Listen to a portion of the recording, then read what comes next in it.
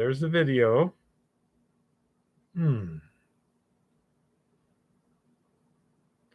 Okay, let's see who's first.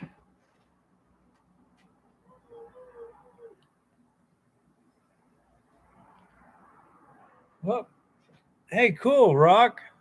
Not only are you first, but I can see you there, and nobody's showing up at the top when it says people watching. You too, Brian. That's pretty good. Faster than a frickin' computer.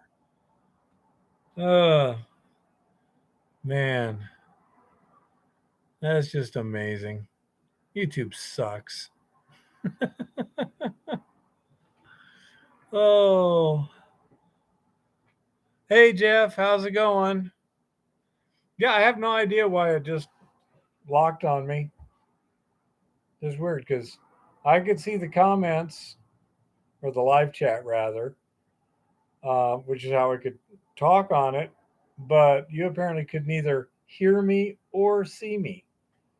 And I have no idea why because I was only moving my cursor. I had my hand on the mouse, and that was it. Thank you, Rusty. So I'm not sure what's going on, except YouTube sucks. But that's kind of like saying gravity is, you know. Oh my goodness. Oh, oh golly gee whiz. You planning on doing your stuff at your usual time, little one? It's past my usual time right now. I'll be over there. Oh, in really? A couple minutes. Okay. Well, you've had all kinds of mining questions. I didn't want to disturb them. No, I thought you were usually on at 8. What are you usually? 7:30. 7:30. Okay. Because my stomach says I'm hungry. Well, you can wait a few minutes. Okay, I'll wait a few minutes. Be that way. See if you care if I expire from malnutrition. You're not I'm going to whine and snivel. You're being a twit. Don't be an idiot. Hey, honey bunny. So, anyhow, anyone else? Let's see. Yeah, those were some interesting things. Say, scenery's beautiful up there. I love that part of it. I suspect we're going to get really annoyed with the wind over time. Really, Rock? Sweet. Finally, YouTube is helping out. What are they doing? Nothing. Rock says, I hear a really teeny tiny violin playing in the background, Keith. uh, but yeah, I suspect that that's going to get really annoying. And you didn't even have your sign up, much less my sign. You better. I took it down so I could put stuff on the board. Okay.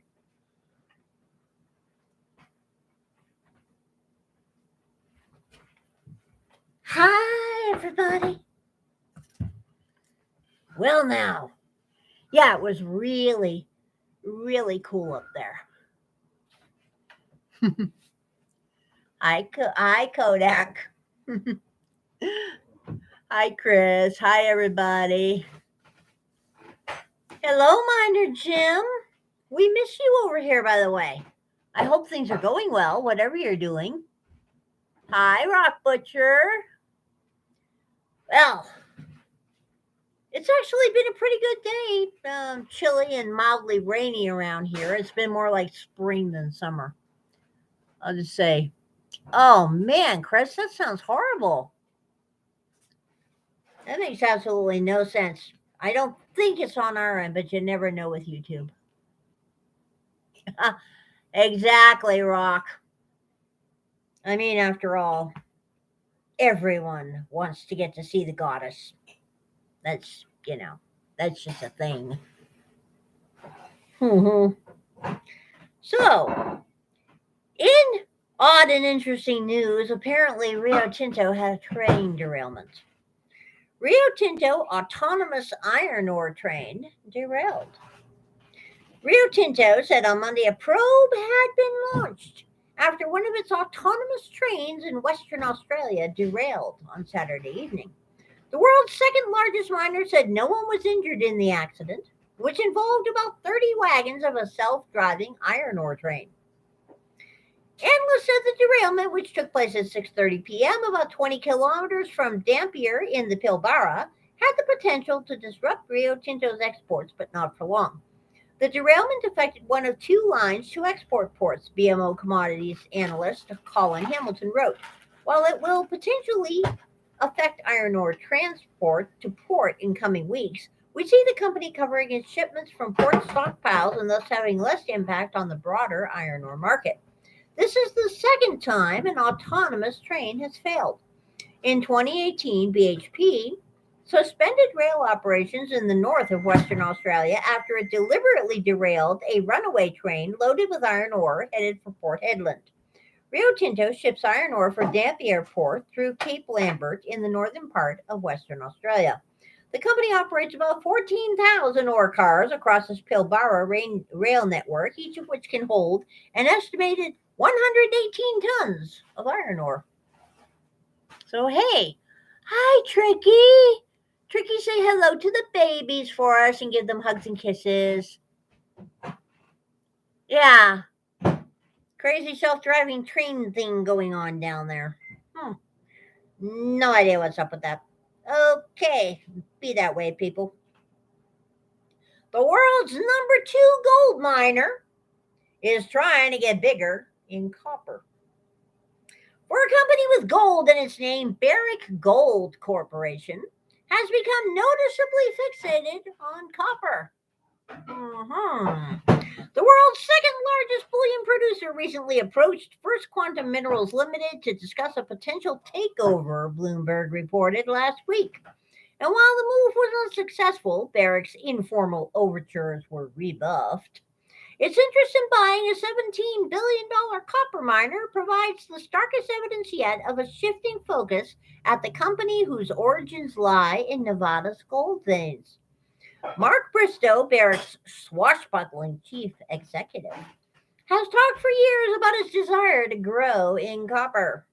Now the emphasis may be taking on a greater urgency.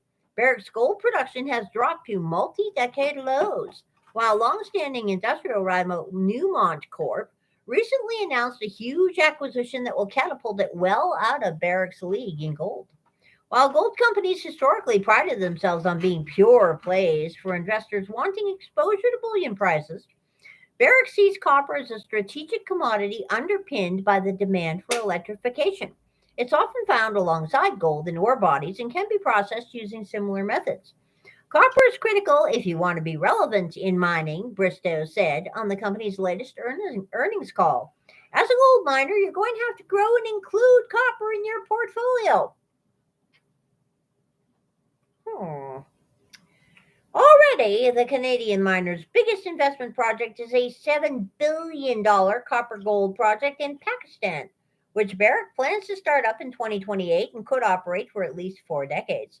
It's also studying an expansion in its Zambian copper mines while scouring for new deposits across the Middle East, Asia, and Africa. Bristow is not alone in his hunt for copper. Mining executives and analysts have been sounding an alarm over growing shortages starting in the mid-2020s, as demand increases for copper in electric vehicles, wind and solar farms, and high-voltage cables. The world's biggest miners are all looking to grow copper to take advantage of future price rises at a time when a few new projects are being planned. However, Barrick may have one advantage over competition. Bristow has shown he's willing to venture to riskier regions where many Western miners are wary to invest. Oh, really now? A geologist by training, the South African executive cultivated a reputation for building gold mines across the Democratic Republic of Congo, Ivory Coast, and Mali, while at Rand Gold Resources Limited, the company he founded. He brought the same approach to Barrick when the company bought Rand Gold in a no-premium deal in 2019. The company has revived the Reko Dig project in Pakistan after resolving a years-long dispute with the government over a 2011 decision to deny a license for the mine.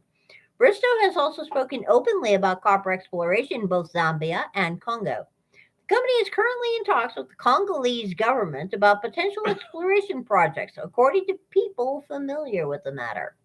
Bristow hasn't made any big acquisitions since joining Barrick, though he certainly has tried. The company attended a hostile, no premium takeover bid for Newmont in 2019 that ultimately failed. Zoe wooed. He toyed publicly with the idea of a deal with copper miner Freeport-McMoRan Incorporated. At the same time, he's been a vocal critic of getting bigger for the sake of it, maintaining organic growth, not, quote, stupid M&As, end quote, is the best way to stay competitive in an industry with a litany of ill-timed deals. So, attempting stupid M&As and they don't work. So then saying they're stupid. Okay. Responding to the news of Barrick's approach to First Quantum, analysts pointed to the difficulty in reconciling Bristow's discipline in M&A with the likelihood that any deal would require a steep premium given the industry-wide scramble for copper assets. By comparison, BHP Group Limited offered a 49% premium to Oz Minerals Limited's undisturbed share price to seal a 9.6 billion Australian dollar deal for the Australian copper miner. By the way, what's an M&A? Acquisition, mining and acquisition thing. Oh, okay. Bristow has stressed that Barrick is still, at its core, a gold company. Doesn't sound much like it. But the firm's gold production has fallen to its lowest level since 2000, and its shares are down 5% this year. Really now, I wonder why. Newmont's takeover of Newcrest Mining Limited would cement its position as the world's top gold miner. The only metal output that has increased at Barrick since Randgold merger is copper. It's as strategic as gold is precious, Bristow said recently. Well, isn't that precious? The goddess finds it intriguing. On one hand, the goddess is seeing many of the base metal and copper mining companies looking to expand into other exotic base metals and battery components and rare earths. And now we see a very large, ostensibly gold mining company chomping at the bit to expand into copper, which makes perfect sense. Because the goddess has said from day one here, as many of you may or may not have paid attention to, that copper and iron are our industry as canaries in the coal mine, so to speak, for a couple of different reasons. Copper is the thing to watch when you're looking at silver and gold, because copper is, outside of steel, of course, the most critical industrial metal. But copper also doesn't get recycled nearly as often as it should compared to some steel. It is very, very interesting. I have not looked into Tyrone silver in Peru, Kodak. I have heard of it. I have seen the name. I have not looked at what's going on. But it is interesting to note that there are more than a few silver mines right now that are having labor problems in several different countries, including Mexico. So things are going to get interesting in that regard, for sure. It will be interesting to see what Barrick decides to acquire. The goddess is not surprised that they wanted Freeport, because Freeport, well, if the goddess actually believed in putting fiat currency into the stock market at this time, Freeport and Barrick would both be on the stock list. Iron is very good. Iron is very good things to keep around, okay?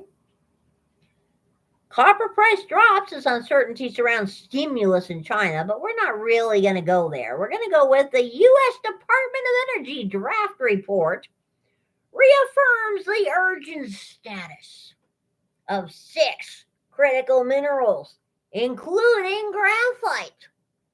Really now. With the clean energy transition moving along rapidly, critical minerals are now at the forefront of international discussions, as they're the building blocks for many of our modern technologies and are essential to national security and economic prosperity. For the U.S., the world's leading economy, securing reliable supplies for these minerals is especially important, not only to sustain its dominance, but also shed its supply reliance on key rivals like China.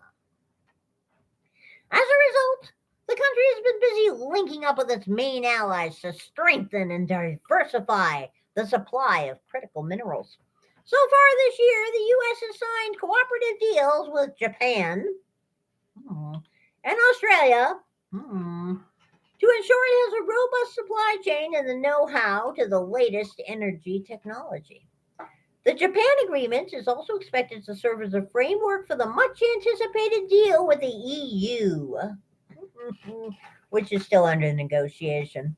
Back in June 2022, in the wake of Russia's invasion of Ukraine, the U.S. and its G7 partners had already launched the Partnership for Global Infrastructure and Investment, PGII, to build clean energy supply chains. They also signed the Mineral Security Partnership to produce, process, and recycle critical minerals.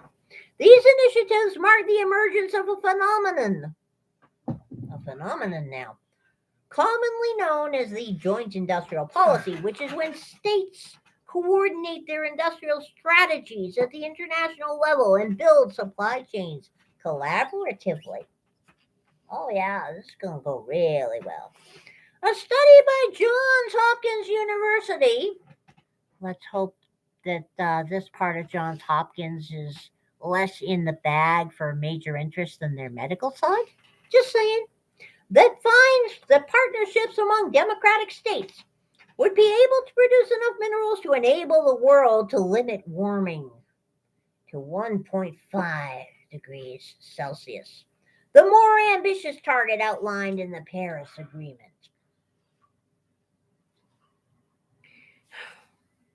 Such policies are likely to be the way forward for nations like the U.S.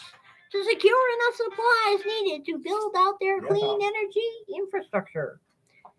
The U.S. has a list of 50 mineral commodities it considers critical to its economy and national security.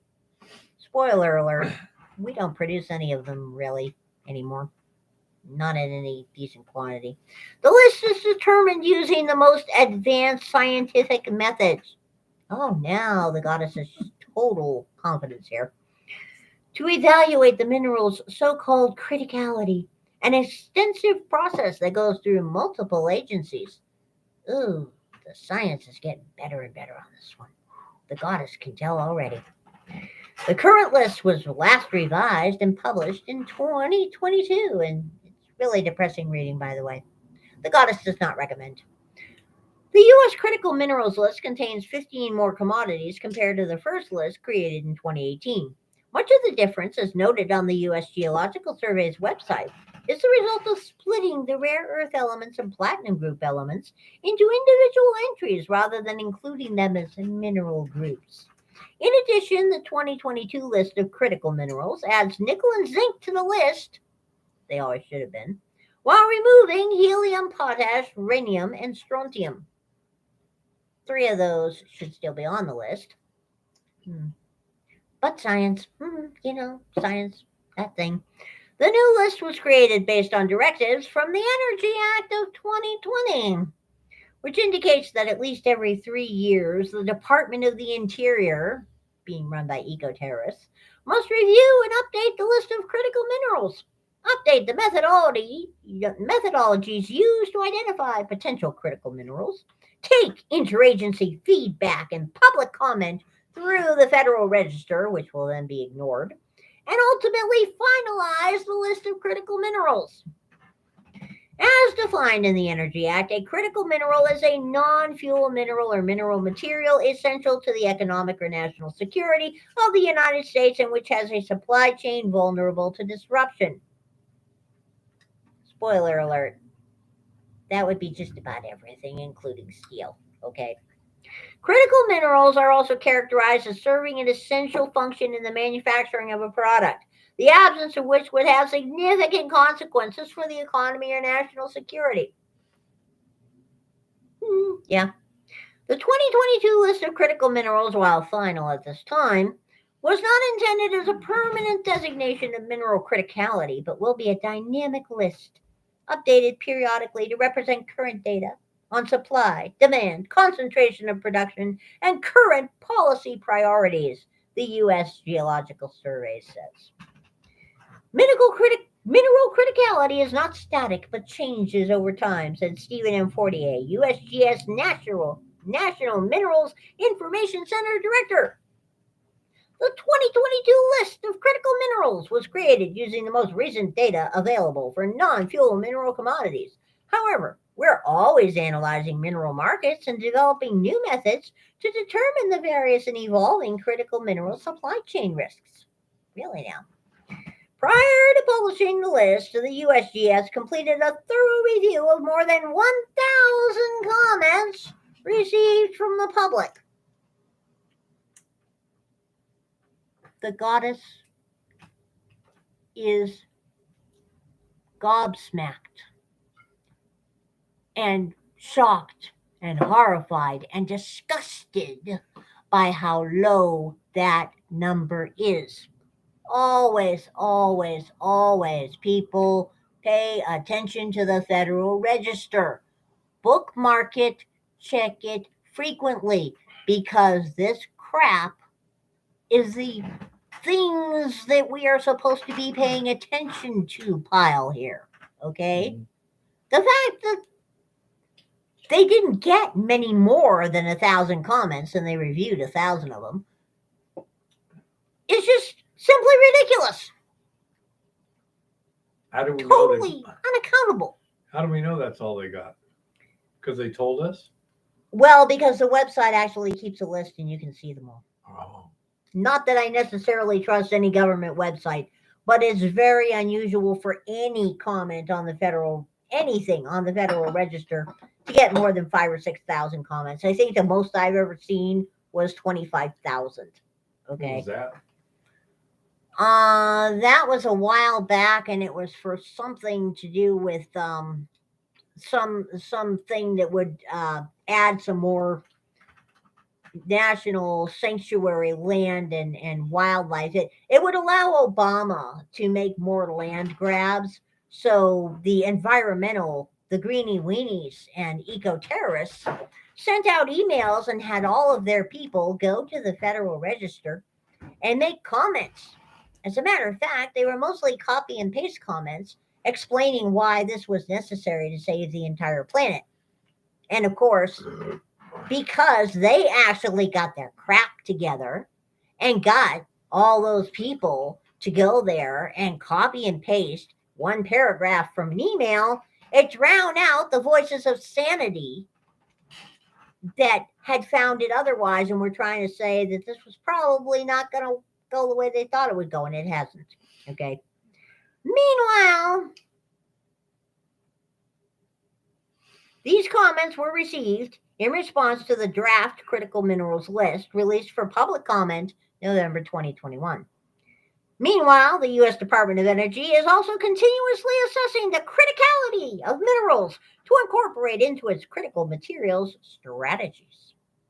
While similar to the USGS, the DOE assessments differ in that they are focused specifically on the importance of materials to energy and decarbonization technologies. Spoiler alert, the DOE has been putting more stuff on the register of late. Many things that may directly impact your life will be showing up on the register if the law is actually followed. So pay attention. In late May, the DOE released a preliminary report that compiles core analysis for the latest critical materials assessment for public comment. The DOE is actively seeking input from the public on these areas of interest to ensure the critical materials assessment is comprehensive and accurate.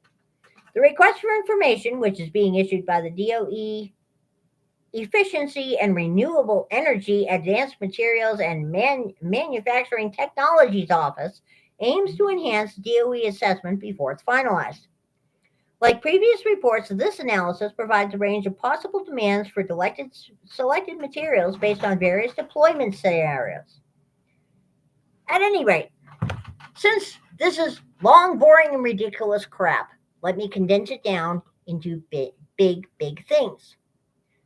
Number one major takeaway, that list of 50 critical materials, very few of them are actually mined or refined in this country at all anymore because of the not in my backyard, greenie weenies, and eco terrorists shipping it all overseas to third world nations who hate us. Okay? So much for lessening the carbon footprint and environmental impact on that end. On the other end of this, we currently have the Malarkey regime and the various kleptocrats in Mordor on the Potomac over there. They have moved beyond the gas stove of late. You may remember this little scandal some months ago when news came out in the land of the tinfoil hatters that the federal government was planning on banning gas stoves.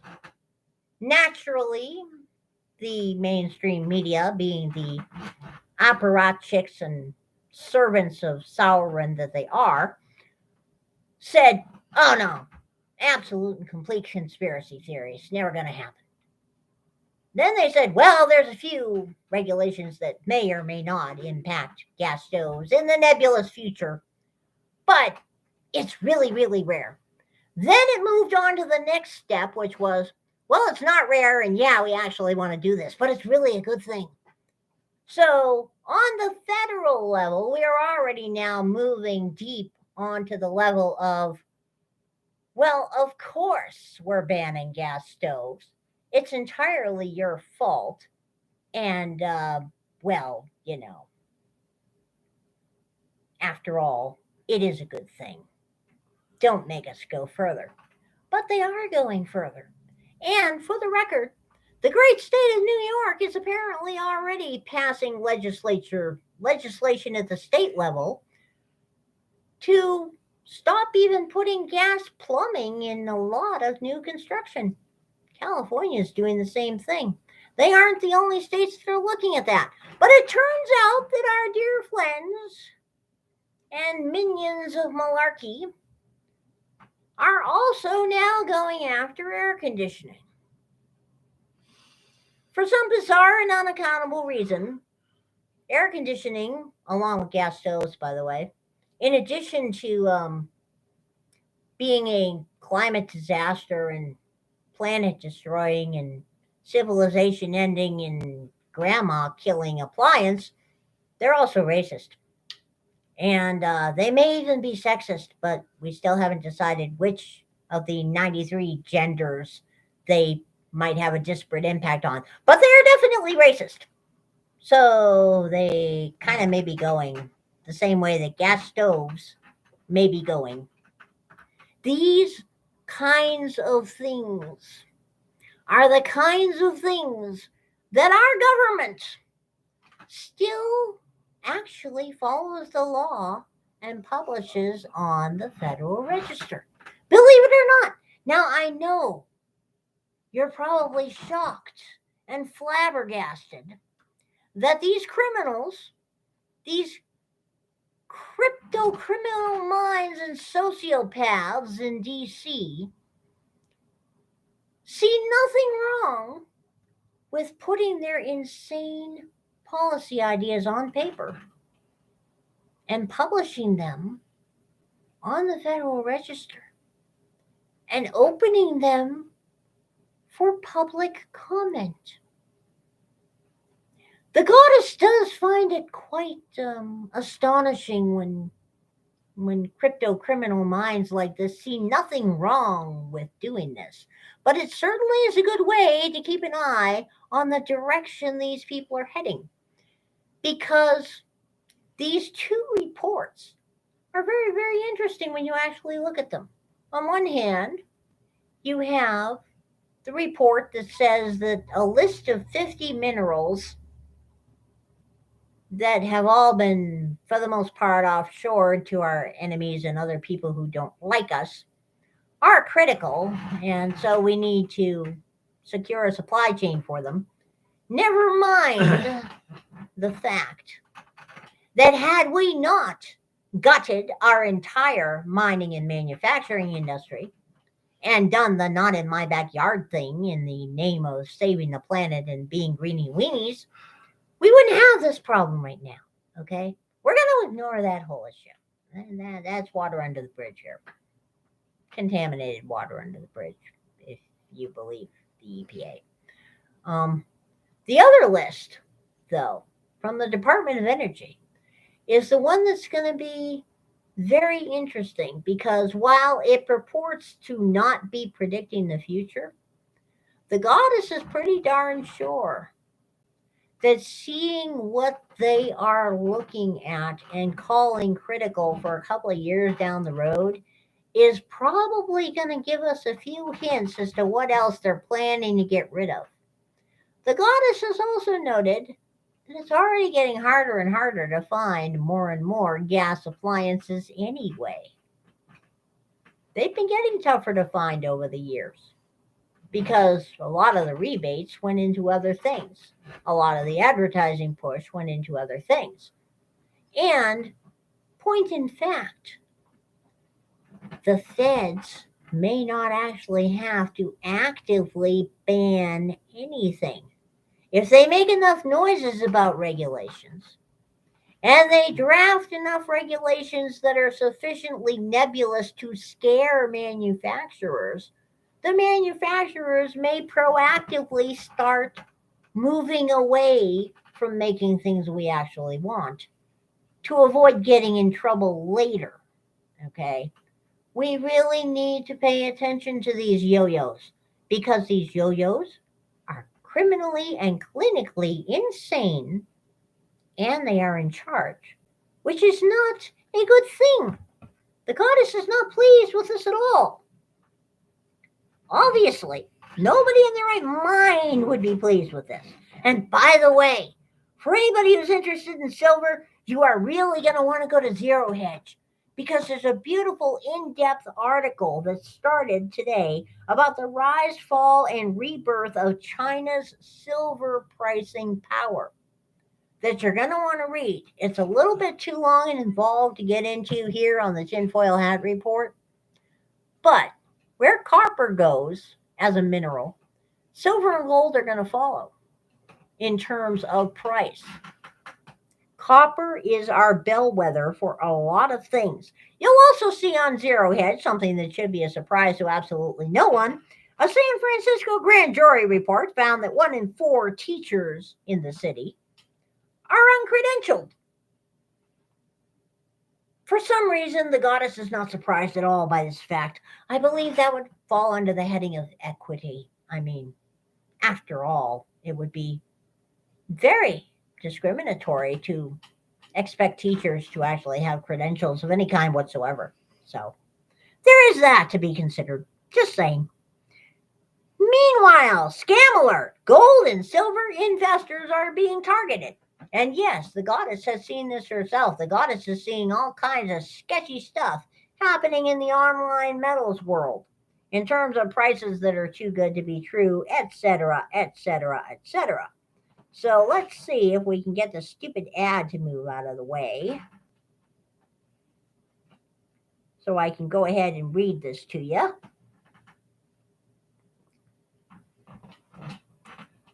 Investors today must navigate through a veritable minefield in order to keep their money safe from threats. From small-time con artists to greedy executives at major financial institutions, there are too many bad actors who aim to enrich themselves through lying, cheating, and stealing. We've recently seen major players in the cryptocurrency space exposed as frauds. We've also seen major banks, including JP Morgan Chase, Citi, and Deutsche Bank, fined hundreds of millions of dollars for cheating clients and rigging markets. They forgot Wells Fargo and BofA on that list. Funny.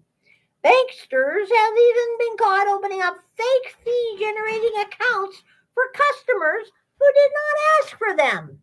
Wells Fargo, that's one of their favorite tactics. Sadly, there are bad actors who operate within the precious metals industry as well. Last month, the Securities and Exchange Commission filed charges against a California company called Red Rock Secured for allegedly defrauding buyers of precious metals.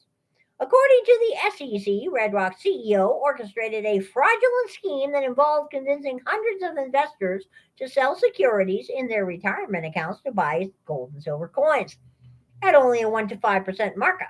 In reality, Red Rock charged as much as 130% in markups, which allowed them to pocket more than 30 million of the more than 50 million they received from investors. The company had aggressively steered customers who had sold on the idea of buying bullion into obscure coins it represented as having numismatic value. These coins may have been unusual, but the market value of the oddities turned out to be quite ordinary.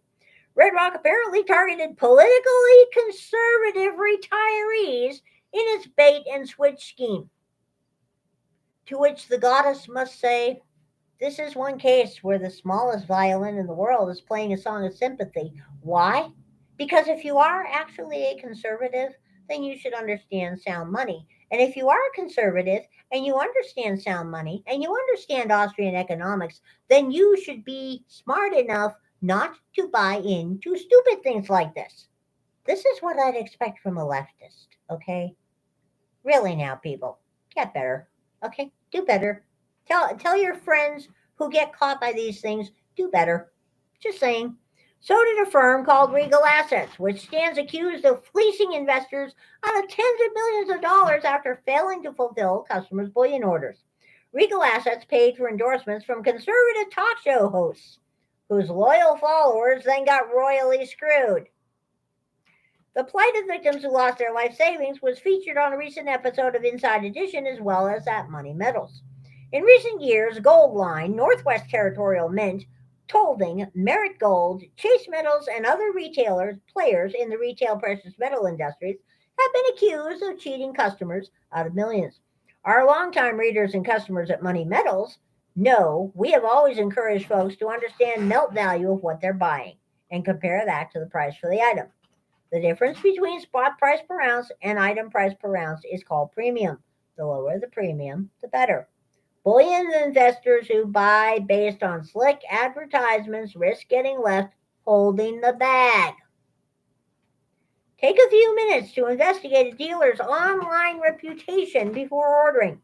You should also expect the dealer to provide a firm estimate as to when the order will ship when the order is placed. Okay, there are other reputable players in the industry, but Americans seeking to acquire low premium gold and silver products should avoid dealers who pitch high premium numismatic proof or collectible coins at all costs. The goddess will say there is one very, very minor exception to this rule that she personally knows of. Believe it or not, Littleton Coin and Stamp Company is still in business. Also, believe it or not, about once or twice a year, sometimes 3 times a year, they will put out a deal for brand new customers that is actually worth getting. Now, you do have to put up with a sales pitch on the phone when you call to order it, but it generally is a deal that's actually worth getting. And occasionally, they will put out a special deal for customers that are on their mailing list that's actually worth getting.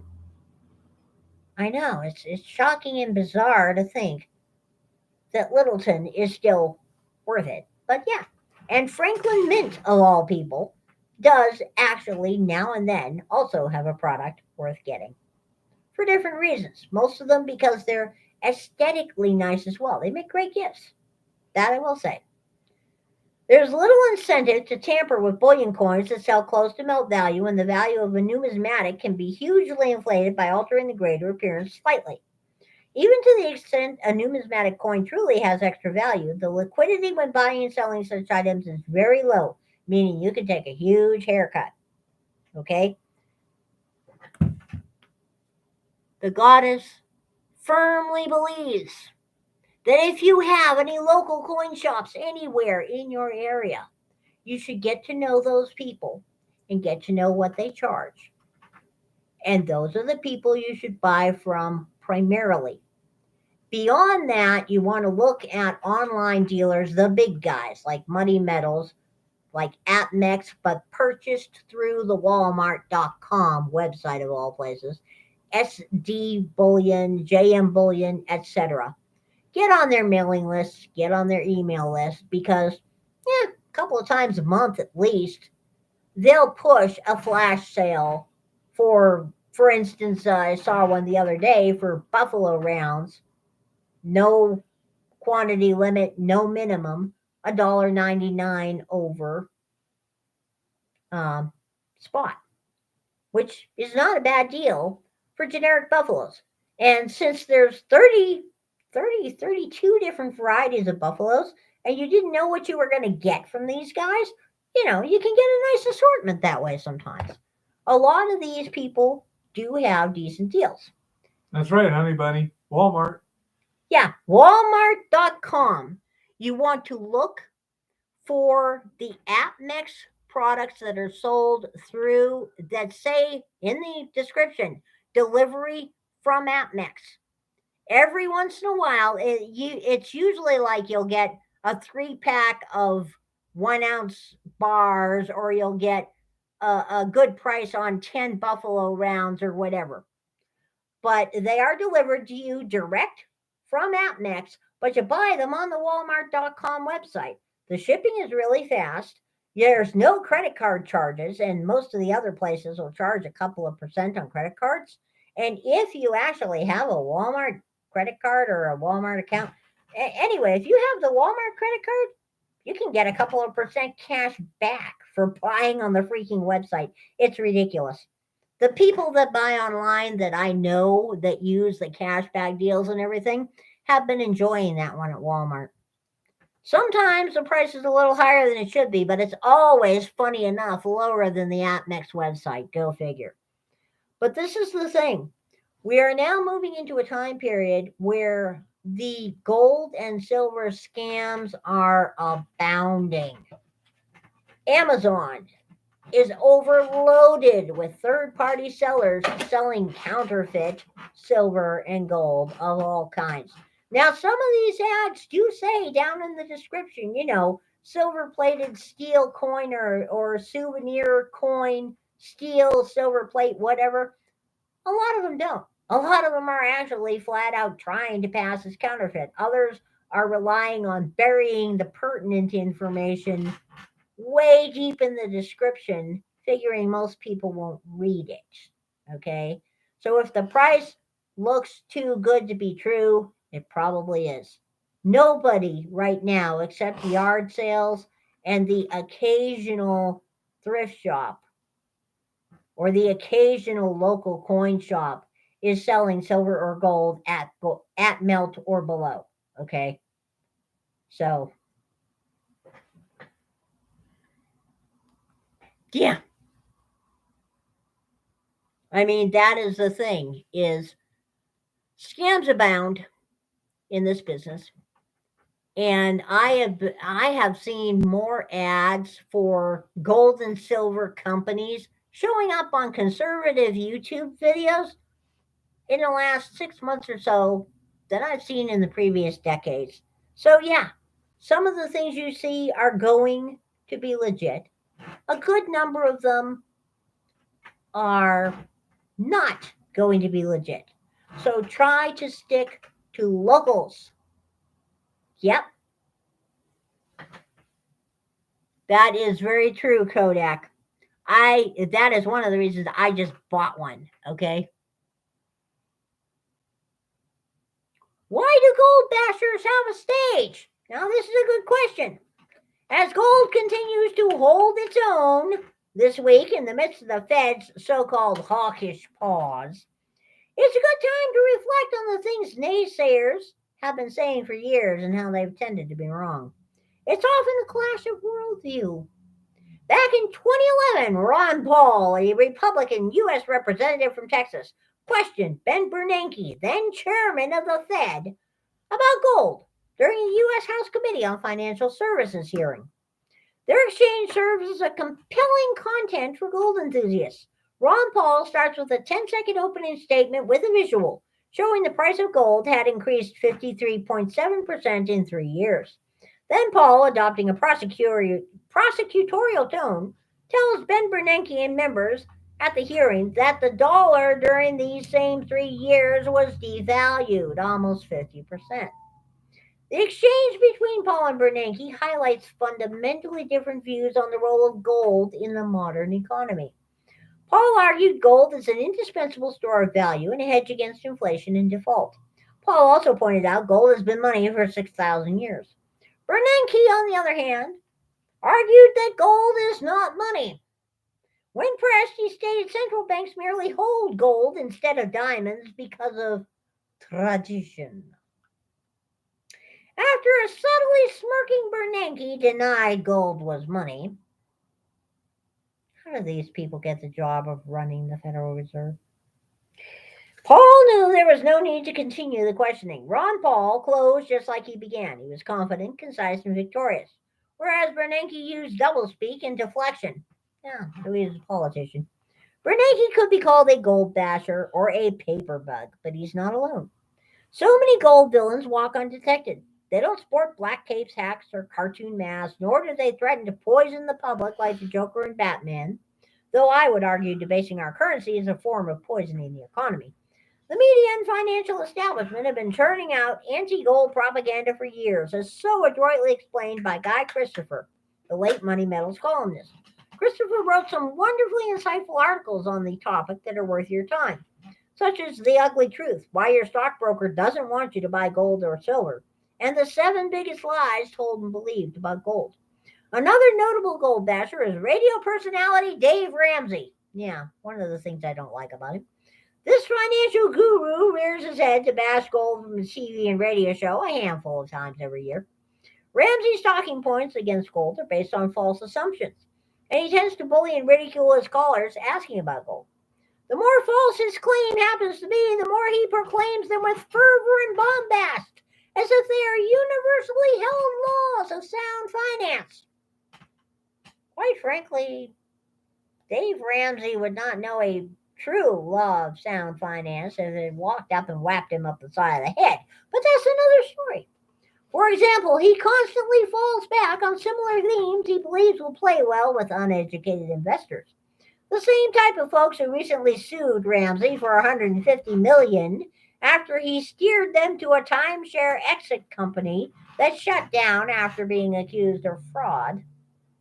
Ramsey says gold is too volatile. To the upside? Remember, gold was $35 per ounce when Nixon closed the gold window in 1971. It does not produce income.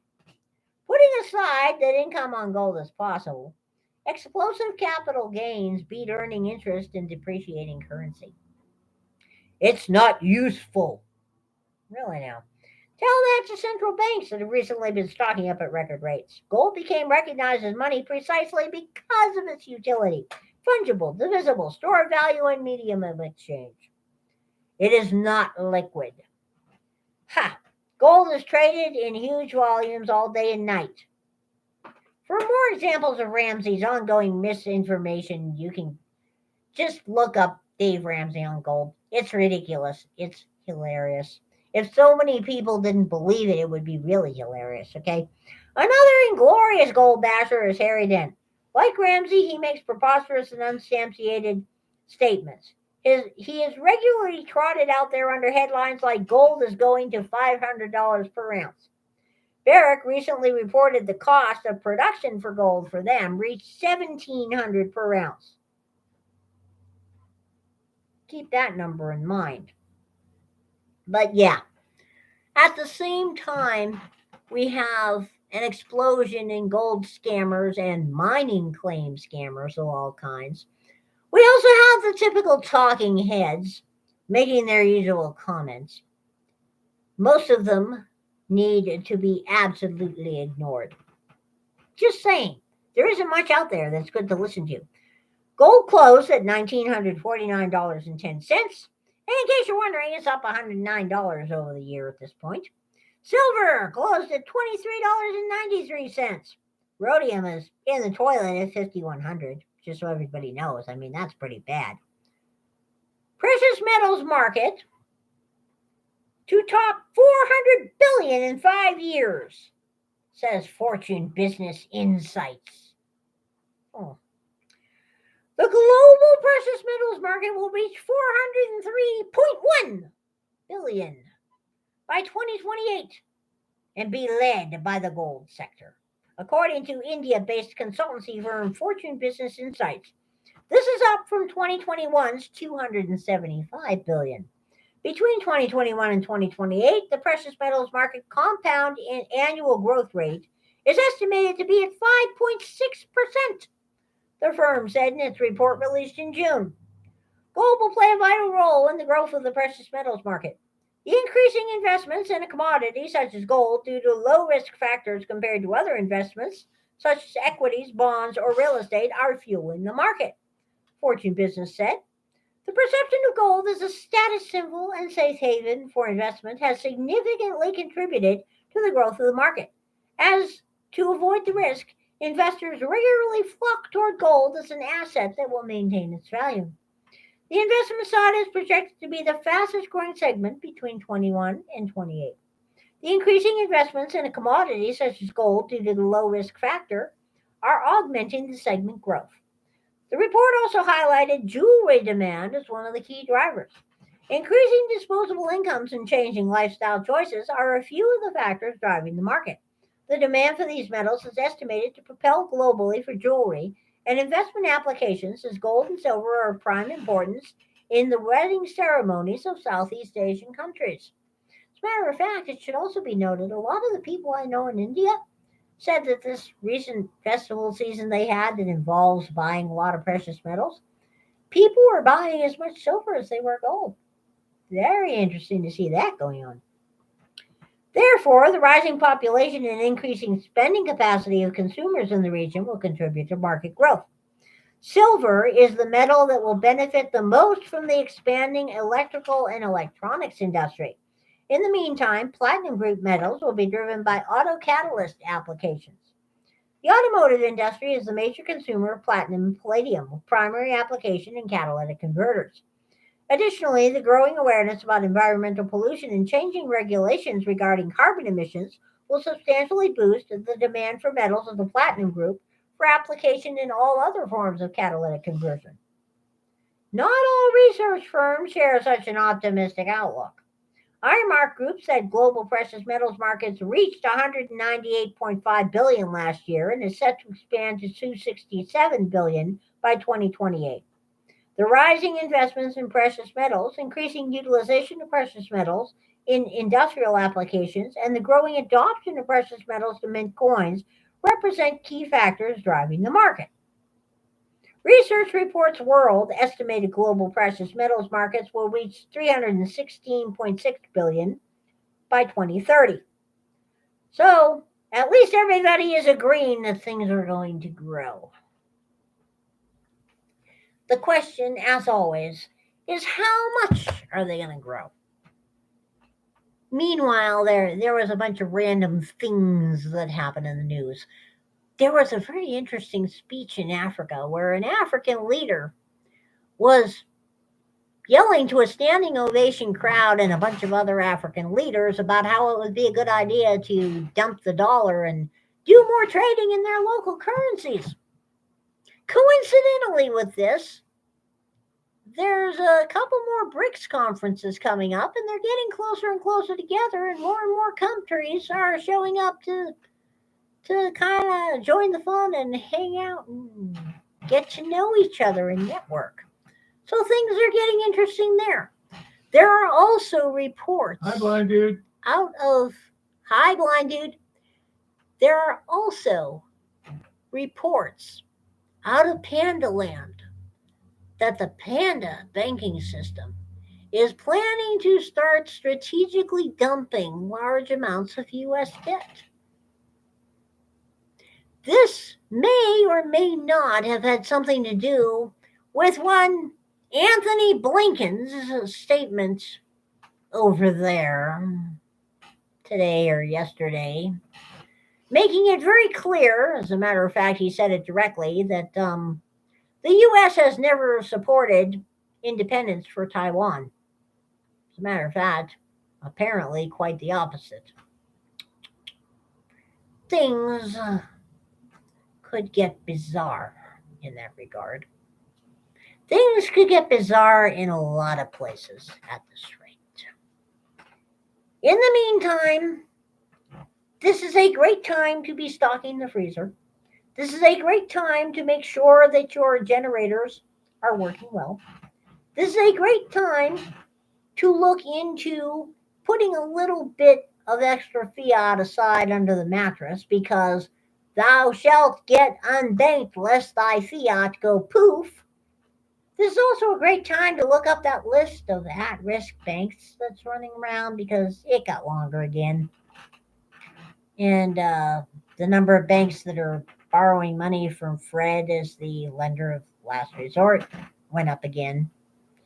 And thanks to some obscure federal holiday, it's probably Flag Day, but thanks to some federal holiday, the latest bad news from federal agencies and various financial aspects of things is delayed for a few days. It's going to give them more time to try to make it look better than it will. It's whatever comes out of there is going to be a pure flight of fancy anyway, and we all know this. In the meantime, be sure to stock up on your gold and silver while it is on sale. And remember, if you don't hold it, you don't own it. Bye. No, honey bunny. Federal holidays should be mandatory. 365 days a year.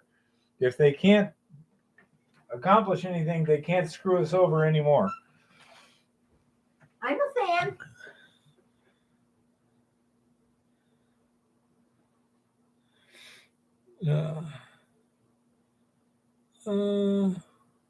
Shaggy says, "Have a good one, Eva. Put them away." I don't know why we need most of them. As far as I'm concerned, the vast majority of them can go home and stay home. Get a real job. It'd be cheaper for us to put them on welfare as long as we forbade them from working. Should be mandatory for them, and they should have to live in their local communities, working real jobs at a minimum wage. No professional business, no lawyering, no nothing. They need to be working in McDonald's. McDonald's, I like that. Or in grocery stores. Or grocery in stores, not bad. They just raised the minimum wage before they were forced out. Oh my goodness. Okay. Hauling trash. How do you haul yourself? That's kind of like pulling yourself up by your bootstraps or something. Pretty challenging task, if I do say so myself. Anyhow, so let's see. We got somebody showed up really late. Blind dude. So, we had a fairly busy week. We finally have, if not good weather, at least workable weather. So we got up on top of the hill and looked for some corner points and everything like this. And trying to find areas to sample, etc. And made a good start at it, but the weather didn't help any. It was 50 degrees. Wind was like 20 miles an hour, intermittent drizzle. Really just wasn't ideal. So, anyhow, that's the situation with there. We're probably going to go out this weekend to take what we can of the lower decline dump out at Montana B. And that should keep us going at the mill for a bit. We're doing some testing on the new stripping circuit, which seems to be working okay, although I think the solution we were reusing from previous times probably needs to be replaced. Um, Without having a better idea exactly what's happening to said solution, it makes it pretty hard to determine what to do to keep it operating optimally. It's clearly it's getting something in it. Um, Besides, I presume some of the chemicals are getting consumed. But again, we haven't done the testing to find out. But I know if we're adding acid, we probably need to be adding other stuff too. So we'll see. And uh,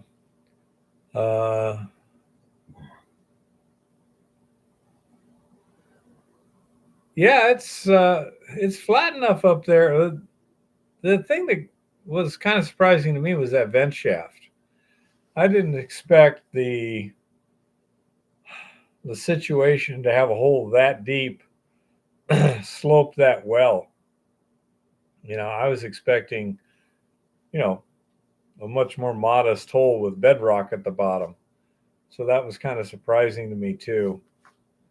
Um, the dump itself was pretty much all silt stones. You know, no, I say it's not bad up there, Honey Bunny. It's pretty easy to get around, and It's beautiful. it's pretty. Say we shall see what we can come up with up there.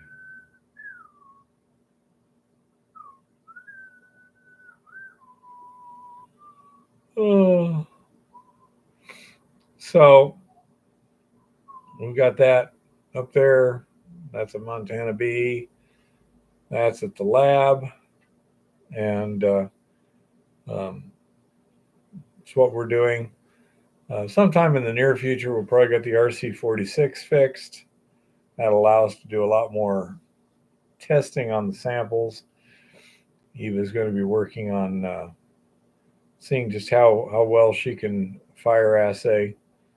Um, Problem is, of course, the real small size of the beads that she's going to be getting from assaying. The gold beads at the end. Yeah, and the efficiency of the regenerated resin also has to be determined.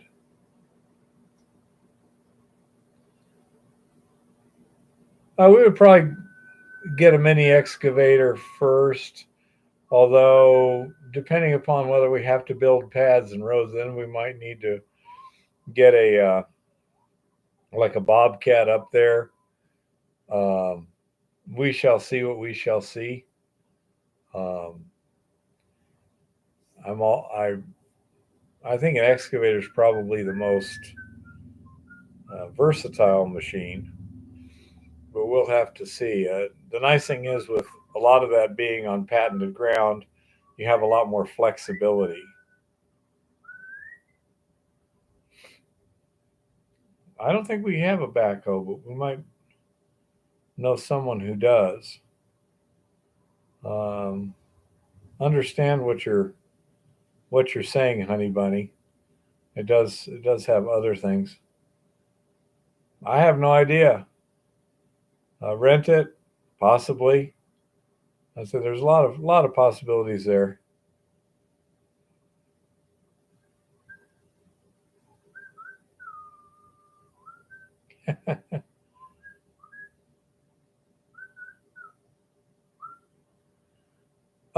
No, there's patents of it, but these are basically full size claims. Although the neighbor's claim was there first, you know. And I say there's a lot of interesting land up there. We were supposed to be up there for 3 days, and we really got maybe 1.5 in. When you figure, you know, we didn't leave town till about noonish, and then Saturday we quit early because we wanted to come back before the weather got worse. Um, if we'd had good weather, we would have gotten a lot more done. but that's just kind of the way it works. And um, really need to, I say, get the RC46 fixed so we can do more processing of samples. Not sure how easy it'll be to haul it up there on a.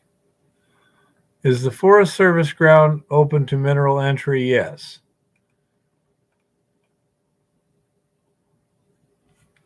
Well, there's also the possibility of simple soil sampling, Honey Bunny, because it's a fairly flat lying up there. You're going to tend to have residual gold also. So just simple testing of the soil might give you a good idea where the good stuff is. We'll have to see. That's, whatever we get around to. And of course, everything's dependent upon what the results of the tests are as as you go along. If you find something good, you're going to focus on that. If something that looks good isn't good, you're going to move somewhere else and more of a grid search. It's hard to tell. But theoretically, say about 600 feet down, there's a 40-foot wide zone of broken rock with quartz veins in it. So one would think that there's a good chance that there would be some surface outcropping there that would show quartz float and things like that. The basic country rock there is either a green or purple siltstone, so it makes it pretty easy to do it. There's some blue siltstone too. Yeah, that's the idea. By the way, Eva says there's lots of wild strawberries up there, Jim. So the bears may show up shortly too. While we were there, we didn't see any signs of larger animals. No tracks, no scat, no rubs, nothing. So my guess is the big animals haven't moved up that high that quick.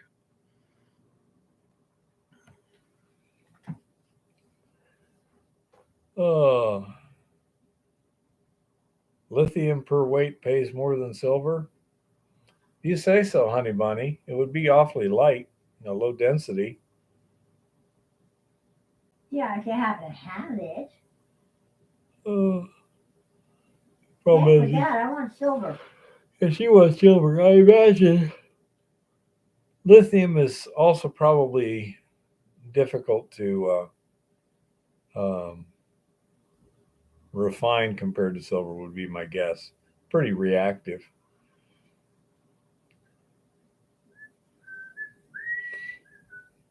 Yeah, but he's looking for something for someone else to process, etc. Not for themselves. We're looking kind of for our own project is the plan. We shall see. And don't forget, in August, we theoretically have Jeff Kablock showing up, and he's got some interesting stuff we got to look at. Other people showing up in August too.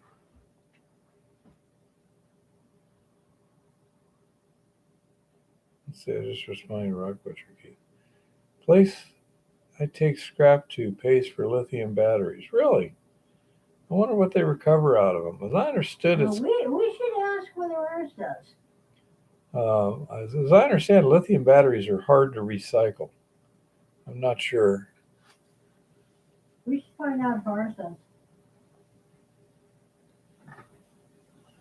The TV people might want to meet Jeff Kablock. Yeah, that's a possibility, little one. Oh, and Jim, talk to those TV people. Do you think your guy with the rose quartz and gold specimens would be interested in maybe doing a little filming up at his place? Or showing off what he's doing. Yeah, just showing it off, etc.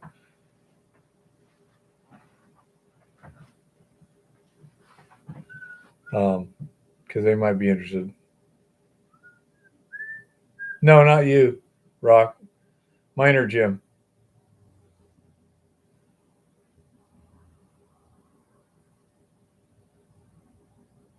That would be that Jim, Minor Jim. If you would please, they were curious. I'd like to see it myself. Yeah, I'd like to see it also. But yeah, they were looking for any more little characters, people, minds of interest, stuff like that, to tape more footage of. So we'll have to see. By the way, Rock, do you know what a lidar survey by drone and a magnetometer survey by drone, close to the Earth magnetometer survey, you know how much those run? Like, how many dollars per day and how many square meters per day they can accomplish? You know? Yeah, but we might get someone else to pay for it.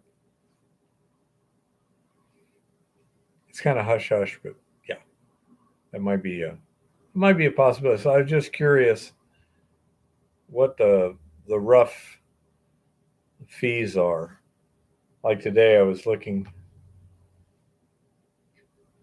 No, I was thinking just drones. They make drones now that'll do it, Honey Bunny.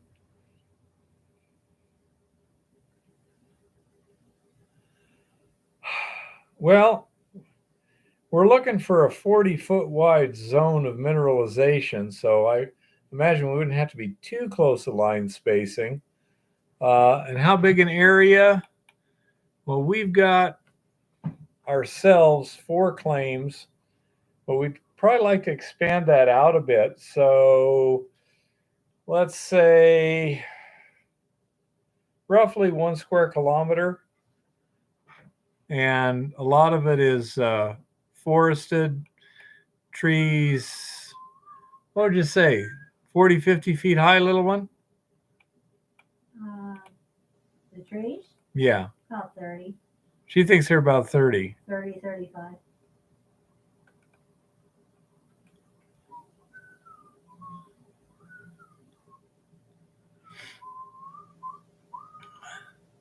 Yeah, but do they do drones?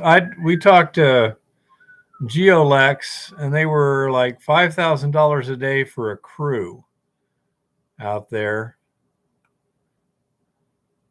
And I say, I was just curious because that's something that the video people might find interesting enough to pay for, so they can make video of it and stuff like that, and that would give us a lot of information that we might could use.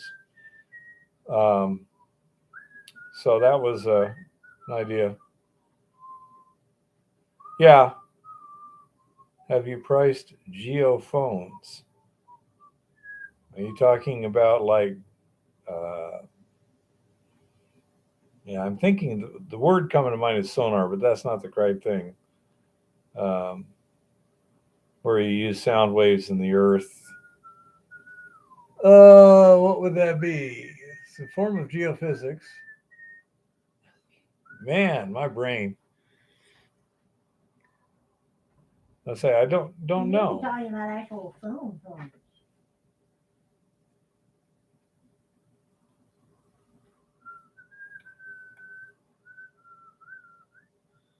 Hi, Scotty. Seismic, exactly. Let's see. Well, let me.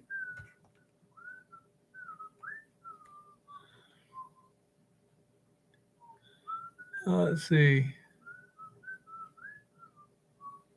Let's see.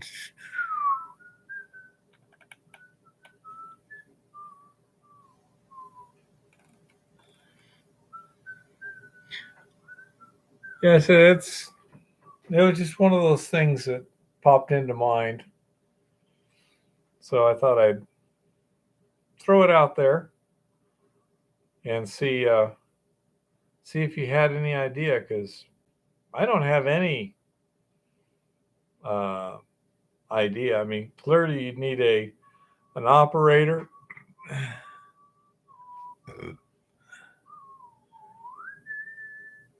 Okay, well, how much is that, Rock? We could always expand it some if it made more sense.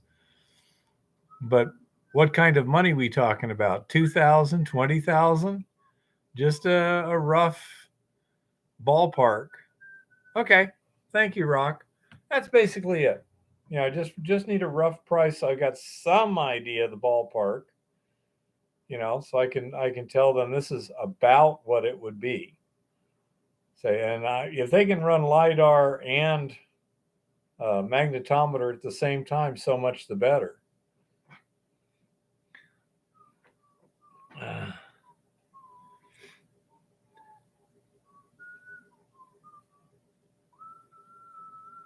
Is that per day, Bob, or is that for a square kilometer or what?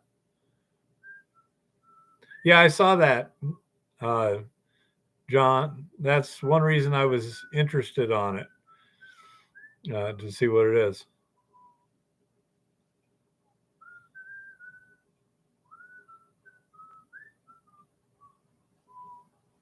Yeah, and say the question is, um, how much does it cost? How easy is it to operate? I mean, is this one of those things that's pretty easy to run a survey with, or is this something that you really need a lot of knowledge to operate? You mean we could do it? Yeah, that's what he's talking about here. Woohoo! Science. Yeah. See, now that's something too where my principal might be interested in spending more money to get something he can use not only for himself but also rent out. So, say we're looking at these various possibilities and see, yeah, it's not a bad idea, John. Looking at these various possibilities to see what can be done. If you were looking, Rock, for a 40-foot wide zone of broken rock with quartz veins with gold in it, what would be the scanning methodology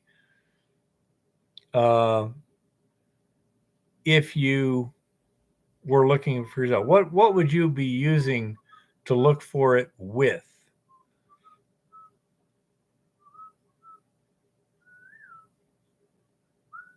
What is the host rock?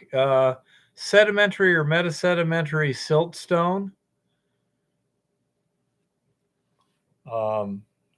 It's ancient inland sea bottom. Visually, it's a greenish to purplish in color. What is the quartz vein in? Yeah. No, not chert. I say it looks sedimentary primarily to me as opposed to metasedimentary, but some of the area where intrusive bodies came in, you would have the metasedimentary stuff. And it's pretty. I say, what is the quartz vein in? I say it's the siltstones, the Big Belt Formation.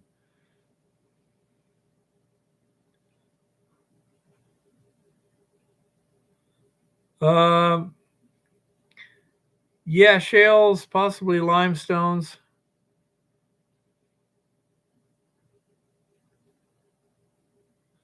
Okay, so you're looking resistivity. So that would mean a ground crew with an IP type setup. Rock?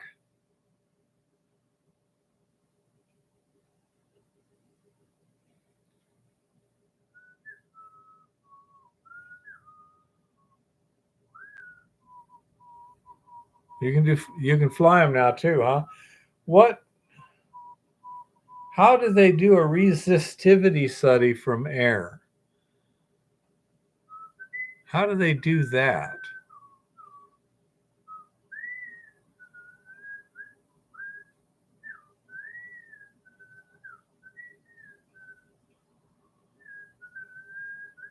Wonder how that would work.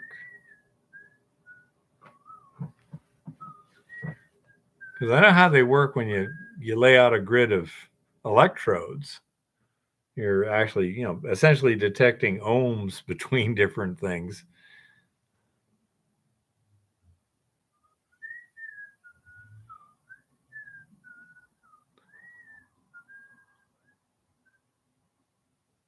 Huh. They test for conductivity with the electromagnetic basket and then reverse the data. How high above the surface do they need to fly? Say we got some trees here. They're not real tall. They're not like redwoods or anything. But do they have to get real close to the ground, or can they fly like 50 feet up or something?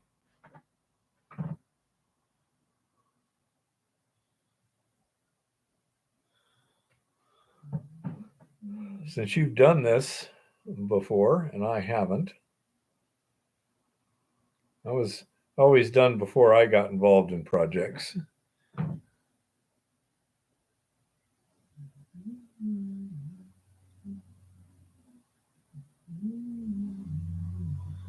$50 meters, and that should be good enough for the kind of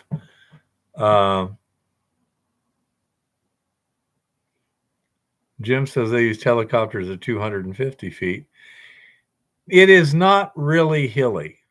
It is what I would call rolling hills. If you've seen my video that I posted this week, that'll give you an idea. So I would call it rolling hills. I would not call it what you would call, rough mountainous terrain at all. At that altitude, it's just rolling hills at the top. But we're also interested in the area around the patented claims because there may be some other stuff out there that we'd like to find.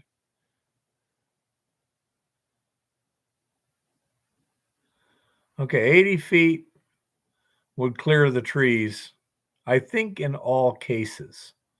Okay, they'd probably be. I did not see, I only saw a couple of trees that are standing that may be a little sketchy at 80 feet. Yeah, I'm thinking that the trees are only in the 40 to 50 foot height range max sort of thing. Yeah. The nice thing is the high winds there knock down a bunch of trees, so it'd be real easy for us to just measure quite a number on the ground. Look around and say, okay, what's the tallest trees laying out there? Get 3 or 4 of them, measure them out, and say, aha, this is how tall the trees are. It'd be easy to do. I mean, the winds up there at times must be pretty severe with all the downed trees there are. So that's interesting, because that's the sort of thing that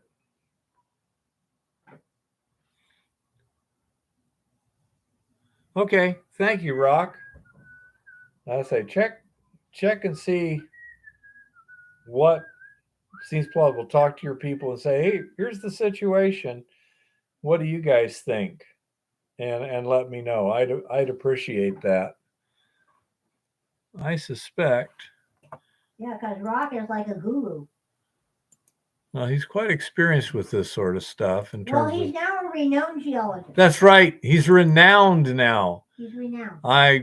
I'm sorry. I apologize, Rock. I abase myself, oh great one.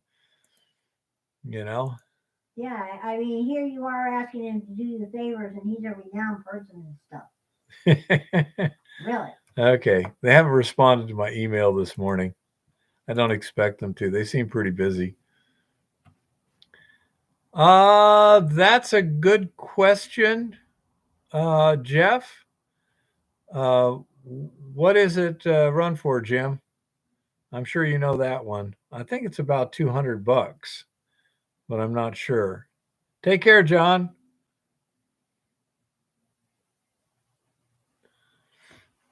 Well, see, there you go, Rock.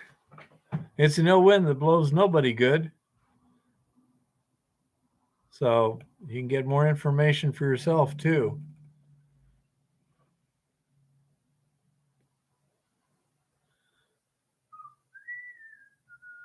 To some extent, Honey Bunny, It depends on the quality of the wood on the ground. Don't know how long it's been laying there. I'm pretty sure it's more expensive than that here, Rock. Jim, are you still there?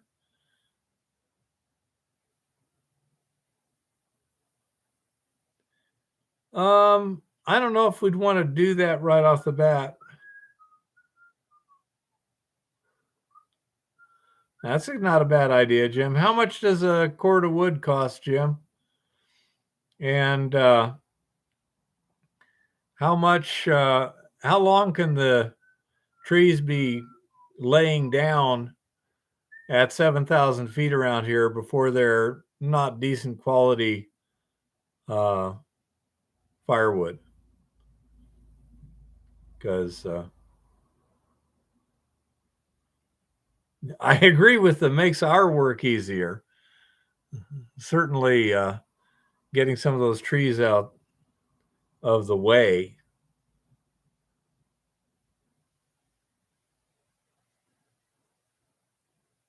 Sounds good to me. It's even got alliteration, Rock.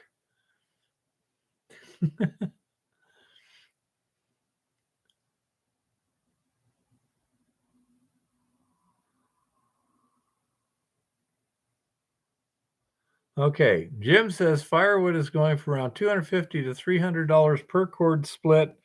Most of that could be firewood. Okay. Yeah. By the way, we also know someone that happens to have a small portable sawmill available. So it could also be cut into planking or stuff like that. Already got that, Honey Bunny. That's already available, but the sawmill is something that's a little bit more unusual, and I think they've got a milling attachment for that now too, so you can get milled wood as well as rough cut. But anyhow, I say that's some interesting possibilities. Oh, I don't think Jason wants to come this far to do logging. We got plenty of people around here that can do it. So I'm not worried about that. I was just kind of curious because probably the best thing to do if we were going to would be to cut the wood into appropriate lengths. Now, Jim here is suggesting saw logs, cabin logs, which brings in more, and we need to get a flatbed up there, or a box bed trailer or something like that. Jim, do you know how easy it is to get the Forest Service to let you smooth up a road like that? I think it actually has a route number. But I would say it's essentially a Jeep trail. And entirely possible, Honey Bunny. But the question is, how hard is it to get the permits? That's the question. Because we're looking at patented claims. So you're an in holder. And yes, but as you mentioned, Honey Bunny, it all depends on the office that you have to deal with. Jim has dealt with the office here. Just do it and don't ask. Okay. I don't have a problem with that. The road itself isn't bad in most places.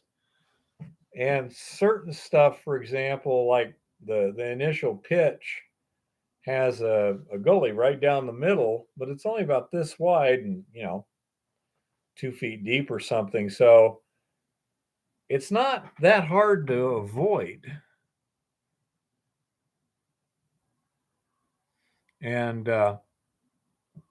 So I say that's another possibility. And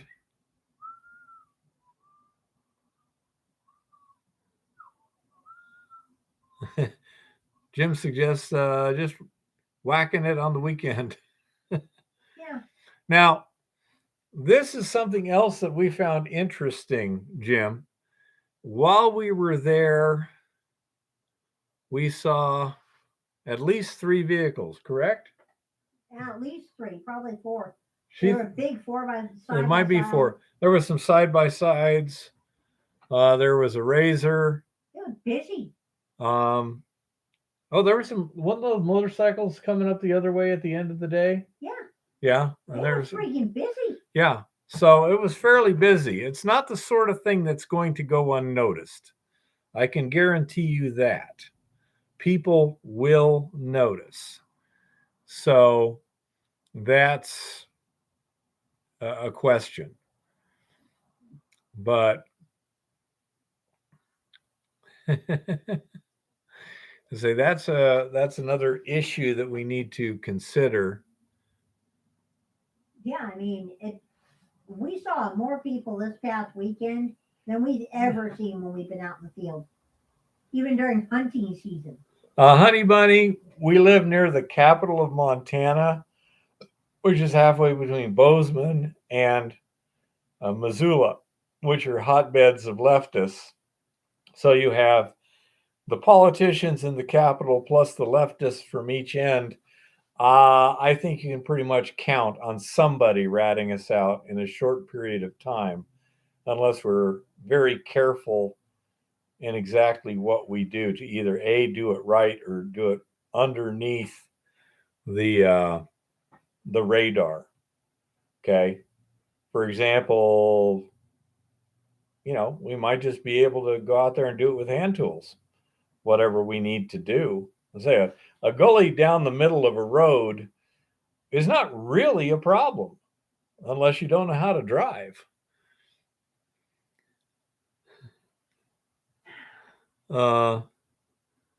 And let's say, so there's a few little spots we can fix it which make it better. Paste fake USFS emblems on your machinery. Now that I like, Honey Bunny. That works. That's pretty good. But yeah, I say that is another significant option. It is my understanding that we also have the timber rights on those claims, so it's not a problem. And I say, when it comes to washouts and stuff, there's ways of like filling those where it's not too obvious that you've done much work, because all you're doing is filling the holes, and that might go unnoticed a lot better. So I don't know. Yeah, and I say we may be able to do something like that. I simply don't know what the risks are. I know that the claim owner said that he knows somebody that just recently was doing some gold mining someplace, and his partner took the excavator across the boundary of the claim onto the neighbor's area and was running it a little bit and got videotaped, and now the state wants him to pay a $500,000 fine. So you have to be careful. That is possible, Honey Bunny. Say, it would not surprise me that you have some sort of rights to maintain the roads. And I say it depends. That's just what the feds consider. It's again, what do they consider reasonable or this or that? I don't know. Yeah, there's no trusting those people. I say I really have no idea what the deal is on that. But if we were going to be hauling firewood or stuff, we would have to possibly do a little bit of road maintenance at a minimum. I mean, just some bad spots. And some good driving would mitigate a lot of stuff. This is Forest Service, not BLM, Honey Bunny. They're completely separate and they operate in different manners. But I say things like a narrow gully down the middle of a road. If you're a good driver, you don't need to worry about that. You know?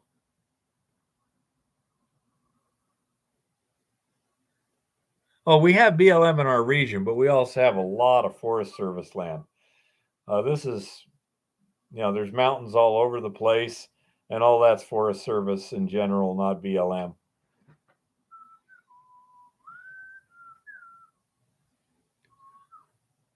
Yes, Lewis and Clark County, but it's Forest Service land, Miner Jim. So we'd have to see. I can talk to you in a little more detail in a more private manner about the details so you can get a better idea of what we're talking about. But I suspect it's kind of like what you did up there where you had to get permission to get that little water crossing thing. I mean, clearly that was an in-holder, and yet you had to get permission to just make a little water crossing thing. So I just don't know. You've had more experience at it than I have. I'm going to get a drink. I'll be right back, folks.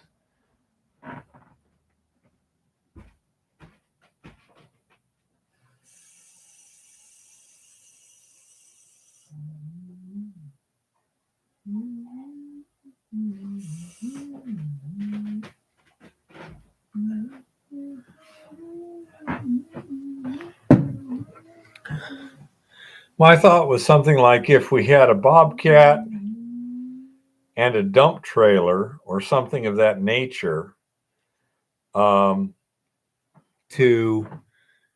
build a little pad where we were going to do logging and stuff like that, and put earthen type material in the bed of the dump trailer, and then as you haul out, you just dump it in the low spots that you want to kind of fill up.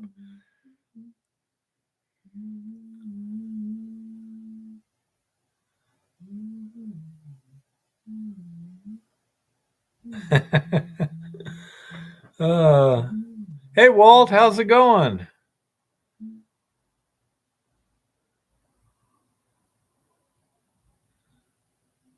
Yeah, that's why we left Arizona. When are you going to be up here, Walt? Would love to see you. Well, that depends on what you need, Rock. Yeah, Walt needs to move up here. Okay, when you pan, do you move it clockwise or counterclockwise, and which-handed are you? I usually move it clockwise.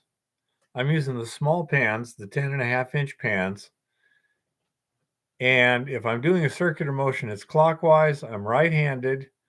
But what I generally do is when I'm finishing up, I'll shake it back and forth, run it over the riffles till a fair amount is gone, then stop, bring it all back to the bottom of the pan, settle it back down again, and then do that again so that the gold doesn't have a chance to keep working its way up the riffles. Every time I'm dumping material out of the pan, the gold has been brought all the way back to the bottom and it's trying to get to the edge again.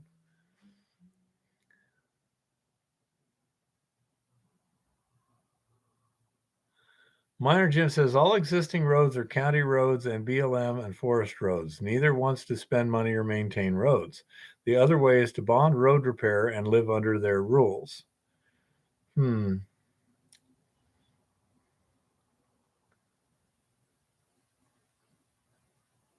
Yeah, let us know, Walt. Love to meet you up here. Yeah, it'd be cool to see Walt. No, I I suspect that we may be able to maintain it well enough to get things accomplished. But I would be thinking you'd want a good heavy duty trailer and haul it up there, fill it up with wood, haul it back, dump it, go back up, and like that. Say in terms of the fixing, I'm thinking we could probably do some little patchwork stuff that would work okay in the long run. By the way, here's another thing, Jim. I was wondering, I kind of like what Honey's Bunny's saying. If you got one of those narrow, deep ravines coming down a fairly steep slope, and you put coarser rock in that, is that going to trap the soil and small stuff and kind of fill that in sort of naturally without causing it to expand? Just kind of curious on that, because the rocks would also tend to slow down the stuff. Yeah. Erosion resistance. Yeah, that's a good point, Honey Bunny. You're trying to reduce the siltation of the natural water courses. Absolutely. I think that's real important to do what you can to help the environment.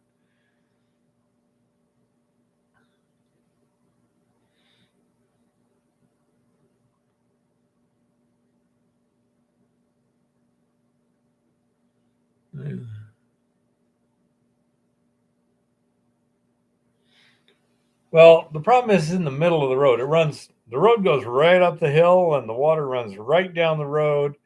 And as you probably saw, it's got a ravine about this wide and about 2 feet deep right in the middle of the road. You know? So we'll have to see. Because, yeah, I'd like to grade it and put proper drainage on it. But it is going to be equivalently a high profile location.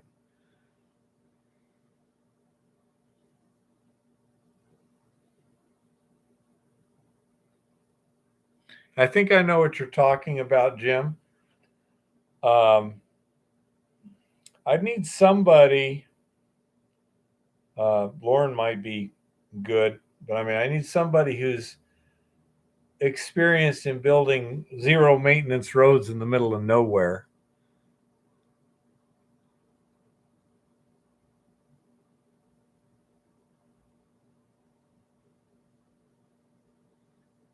Yeah, let's say I'm kind of interested in the various ideas here. I think it's basically coming straight down the road. Rock. I don't think it's draining from the sides nearly so much as it's just draining right down the road. Yeah, it's running down the middle of the main road because the road was not built right. Yeah. Yeah, I'm pretty sure I know what you mean by a Kelly hump. So when the water's running down the road, there's a little hump there that's angled, and it causes the water to go off of the road and down a hillside or something. Yeah. I know what those are. I think, is that what you mean by a Kelly hump? Because yeah, and those guys, I drove down roads in Mexico, and those Mexican grader operators, they really know how to build a road that keeps itself in condition. You know, they're pretty darn good with that. And they use, for example, if you've got a where did I put it?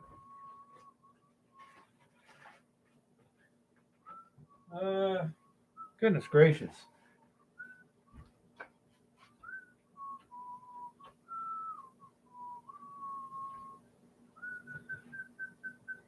So for example, if you've got a road going down a mountainside like this, and these are your water courses here. A lot of people will just grade the road. You know, they leave the berm here and everything along the edges. And so the natural tendency is that the water will run off here, which causes huge erosion. A good grader operator will take this and make this a bit of a high spot, so the water will turn and run down to the outside bend of it. And this is a crest here, and then run it off the road there with one of those Kelly humps that you're talking about, because it can't erode. There's no drop. Here, you're going to get a lot of erosion. That's what I mean. The guys who really been doing this a long time really know their stuff, and there's a lot of tricks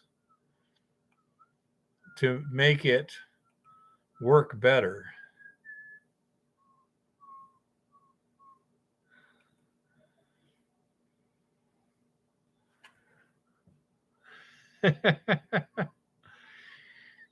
But anyhow, I say, so there's things like that.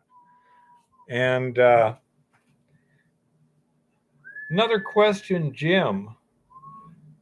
If you've got a portable sawmill and you're sawing logs, you're going to get, I don't know what you call them, but like the round pieces that are flat on the other side when you square up the logs, etc. Are those chunks of wood very saleable for anything? Oh yeah, Chris, it can get ugly. Luckily, our terrain is a lot flatter than your terrain.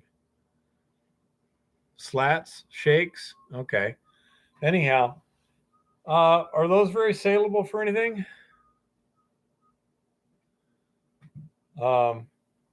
Firewood, whatever. I know you're going to get a lot of bark too, and that doesn't burn. Actual shakes can be quite valuable if they're a good wood, like those fallen hardwood trees that are up there. Jim says slabs for fencing and siding. Yeah. Could I say that's the sort of thing we might be able to, you know, do. Well, the hardwood trees that are up there, you may be able to get good shakes out of those. Yeah. Say, I don't know. You know, I'm not a wood expert at all, but there's no reason that we have to look a resource, you know, gift resource in the mouth, so to speak. And let's say it's an interesting idea. Well, and say, do we saw it up there?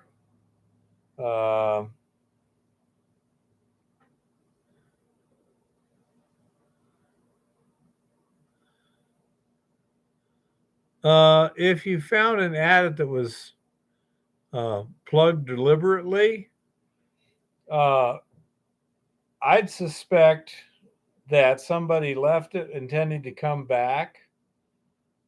And that, for example, might have been in the 1930s when they closed down all the gold mines.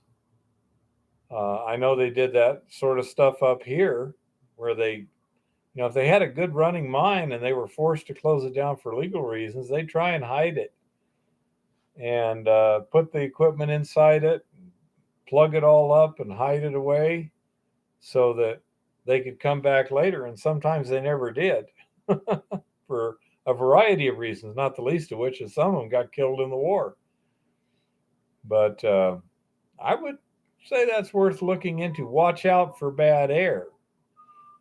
When you open it up, you like open it up one week and go back the next week with a gas monitor to double check, you know.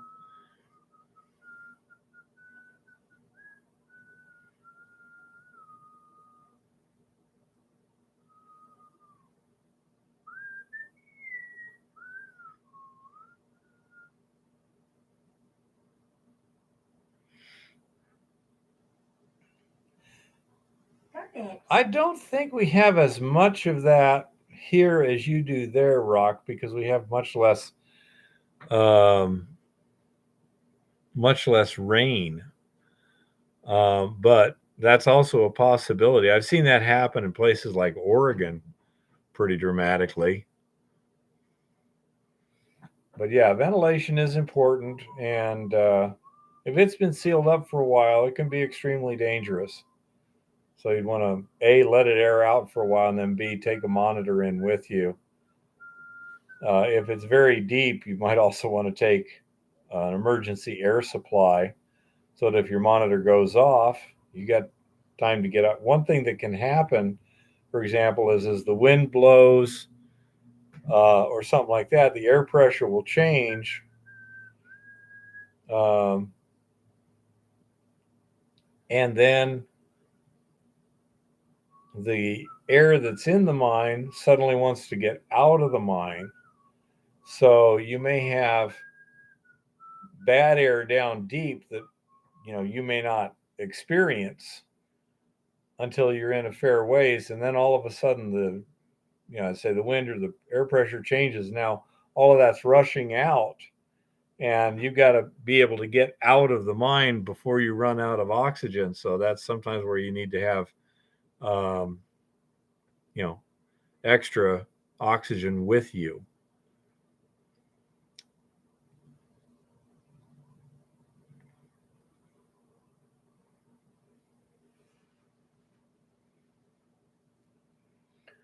And not just that, Rock, but an experienced operator is going to do a much more efficient job, not only in terms of just moving the material through, but getting the best value out of the log. I mean, there's no substitute for experience, and if you have a good worker with experience, he's going to kick your ass every time. Now, if you want to do it, there's nothing wrong with that. I mean, that's how you get experience. But yeah, these are one of those things that, again, you just have to look at.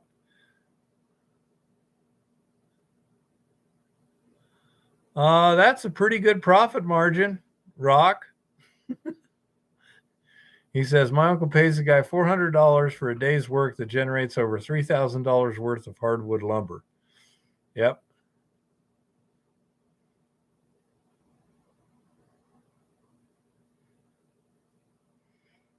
That sounds good too, honey bunny. Say, you're the kind of person Rock Butcher would use. You know? But this, say it's an interesting sidetrack that might make things more beneficial in many ways, especially if you can start turning a net profit quickly.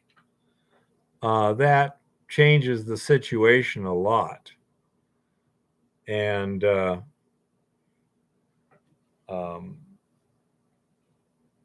that could provide you with not only just a stream of income, but also a reason for being up there. So it's no longer an expense to be there and look at the minerals and test stuff while you're at it. You're already up there. That makes a big difference.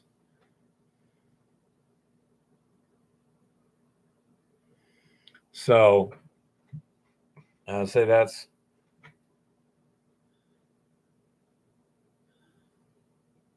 I don't see why it couldn't be, but you'd have to look and see how old those timbers are. That would give you a much better idea.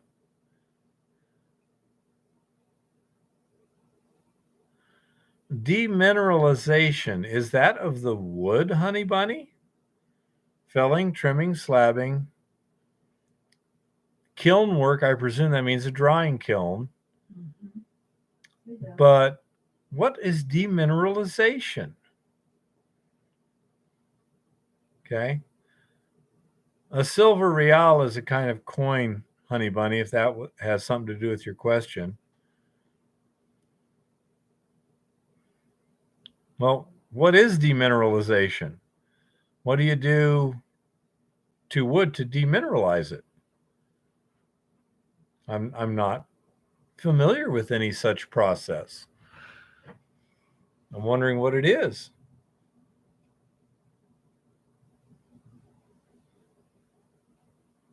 I mean, all I know is you take wood, you cut it up. I mean, you let it season for a while, and you cut it up and dry it, and you got lumber.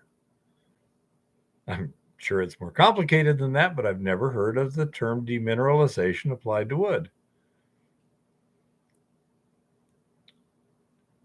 You slow soak it in a semi-acid state where the water leaches away the minerals. Okay. What would happen if you didn't demineralize it? It prevents splitting. Okay. Interesting. What do you use for the... My uncle used to call brining. Okay, Eva says they used to call it brining. When you say a semi-acid state, what... I presume water with something added to it. What do you use to achieve this semi-acid state? What do they mix? Yeah, bog would be that way. We don't have too many bogs up here. Spring water. So the spring water is actually somewhat acid? Yeah. My uncles used to use bog water from cattail ponds. Eva says her uncles used bog water from cattail ponds. Huh. Oh yeah, that's one of the things cattails are good for. Cattails are an amazing thing. Miner Jim says log ponds solidify the logs and reduce wear on the blades while cutting. Yep. No, blind dude. They don't need your bong water. Okay? That there was a misspelling here. Okay? Yeah, my uncles used to call it brining. You brine wood. Yeah, Walt, if they were that delicate from dry rot, you may be right. I mean, certainly the Spaniards were all in that area. Huh. Yeah, my uncles had brining ponds. Yeah. You weighted the wood down and it stayed there for a while. Rock says most of the rivers where he's at are slightly acidic due to the runoff from pine and spruce trees. Yep. Yeah, it might be, Walt. I would certainly consider that possibility. Look very carefully at anything that looks like it might be an artifact.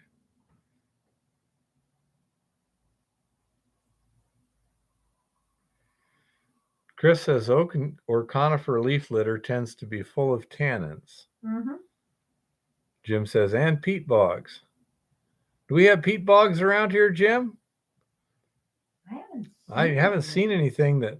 I haven't seen Well, wait a minute. Beaver Creek. That was kind of boggy there in places. It didn't look like a peat bog, though. I wouldn't know. I'm from Southern Arizona. Peat is something you buy in large sacks at Home Depot. I haven't seen anything that smells like or looks like a peat bog. Chris says behind beaver dams often. Well, I think on Beaver Creek there were beaver dams there, so maybe. I haven't seen any active beaver lodges around to know, but yeah, that's normally where you find them. And they have a very distinctive smell. Jim says some up north, but Canada and the northern states in general. Yeah, I mean, we had peat bogs, but we also had a lot of peat that built up in the cattail ponds. Huh. You get fens. Okay, what's a fen, Chris? What's the definition of a fen? That's where the Fenway was. Yeah, I know. But I mean, is there a particular name for that? I mean, as I understand, it means like basically a swampy, boggy area. Yeah, it's a wetter bog, and it's got a different smell. Good luck on that one, Rock. Bogs have a very characteristic. You take care. Thanks for showing up.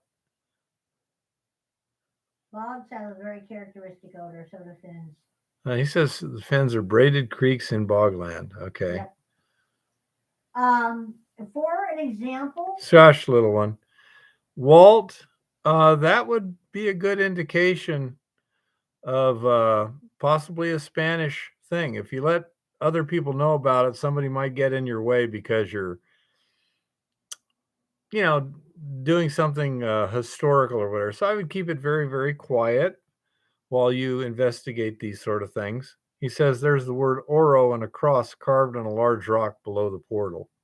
mm-hmm. Yeah, that's typically the sort of thing you might see Spanish, the old Spanish. Yep.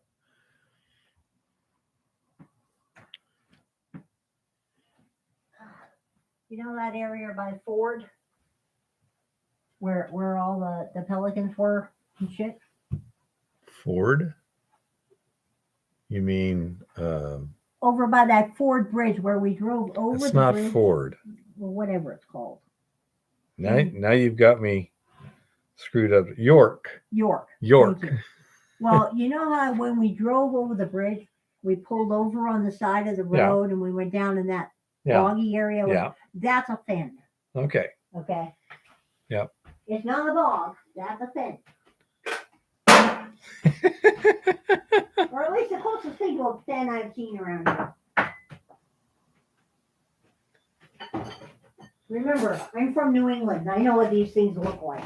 I'm glad. I'm from Southern Arizona. I hadn't the faintest idea. And if Honey Bunny had said brining instead of demineralization, I would have known exactly what she was talking about too. Yeah, I'd keep it very quiet while you investigate, Walt. Extremely quiet.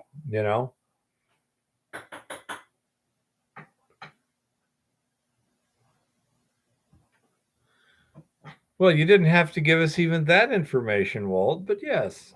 That definitely sounds like a prudent idea. Has he been finding pretty helmets? I think it was somebody else who found a helmet. Oh, those are nice things to find. Anyhow,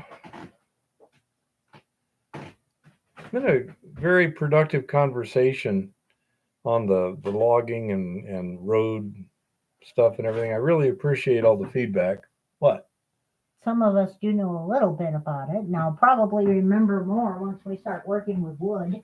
Yeah, we shall see. But anyhow, these are the sort of things that keep life interesting. Well, yeah. No, but as I can tell by your spelling, you don't believe they're not looking. Honey Bunny.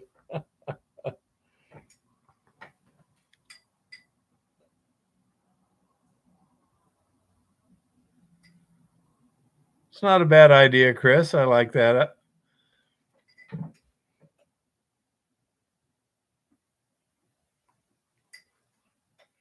Wouldn't surprise me, Honey Bunny. They've got way too much ability to keep an eye on things. They're not likely to refuse to exercise a capability that they have. They're going to do it.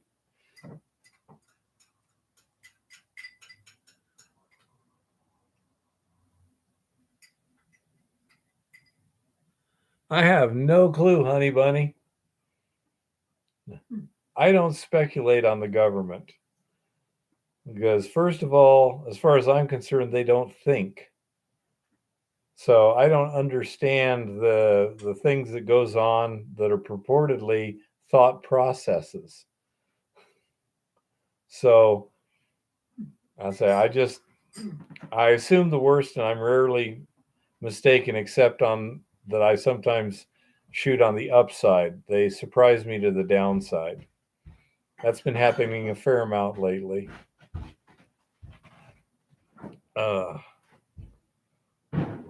But anyhow. I'm thinking, little one, that a little bit of this French toast with some whipped cream might taste good after the live stream here. It probably would. That seems to be the situation, honey bunny.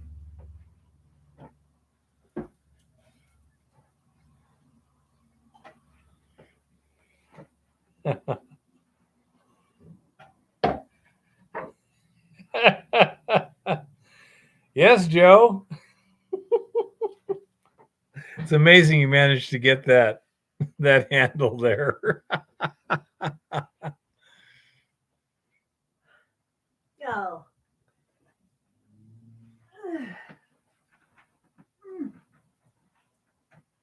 You take care, Walt. Looking forward to it. When's Walt going to be here? Says in July sometime. About mid-July is what he's planning. Visiting or moving? Didn't say clearly.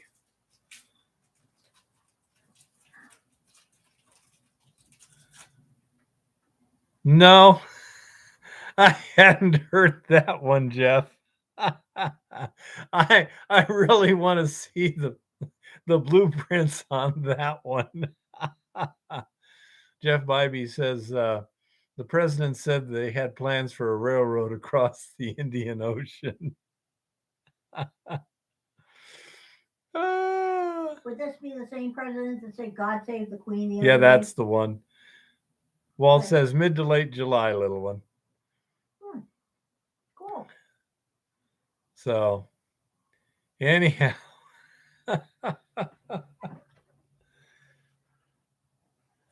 So around the time my son's I suspect there's a grammatical error there somewhere, honey bunny. I think even Joe Biden understands you don't build a railroad over an ocean, but he meant he probably thinks you build around to the other side, maybe. No, but who knows? You build it under the ocean in a tunnel with a bridge going over the Marianas Trench. I have no clue. Serious. Insanity is the way of the day. Yeah, I'm Clown world. I really would be curious to know what he does or does not understand. And so I think to some extent he does word salad, kind of like Kamala Harris. But yeah, I have no clue on that one.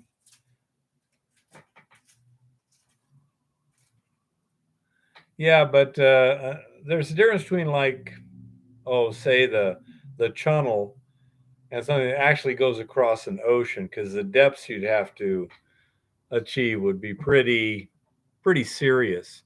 Although I did see that Norway was planning about to cross some of their fjords, putting a floating tunnel, like 100 feet below the surface of the ocean, anchored, cable stayed basically, and flowing so that ships can go over the top of it without a problem. But it doesn't have to go into any great depths.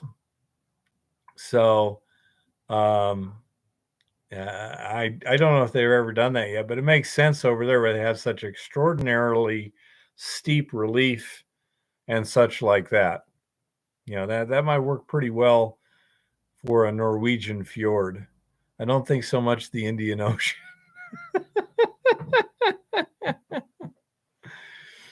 Oh, yeah, I'll have to look that one up. That ought to be on several of my feeds that I do. Honey bunny, in most cases, yes. But in Norway, where to go around a fjord might take an extraordinary amount of heavy mountain road building. It might work. It might make sense. Okay. When you're building, 50 miles of steep relief highway over rock compared to, a half a mile of tunnel, it might make sense. I don't know. I don't recall whether or not they said they were going to do it or if it was just an idea. Not sure. I like people considering all kinds of ideas and then doing the research and, hopefully they got it right. And if not, they learn something. Do a little SpaceX engineering, plan it and build it as best you can, then see what happens and fix the errors. I love watching those guys.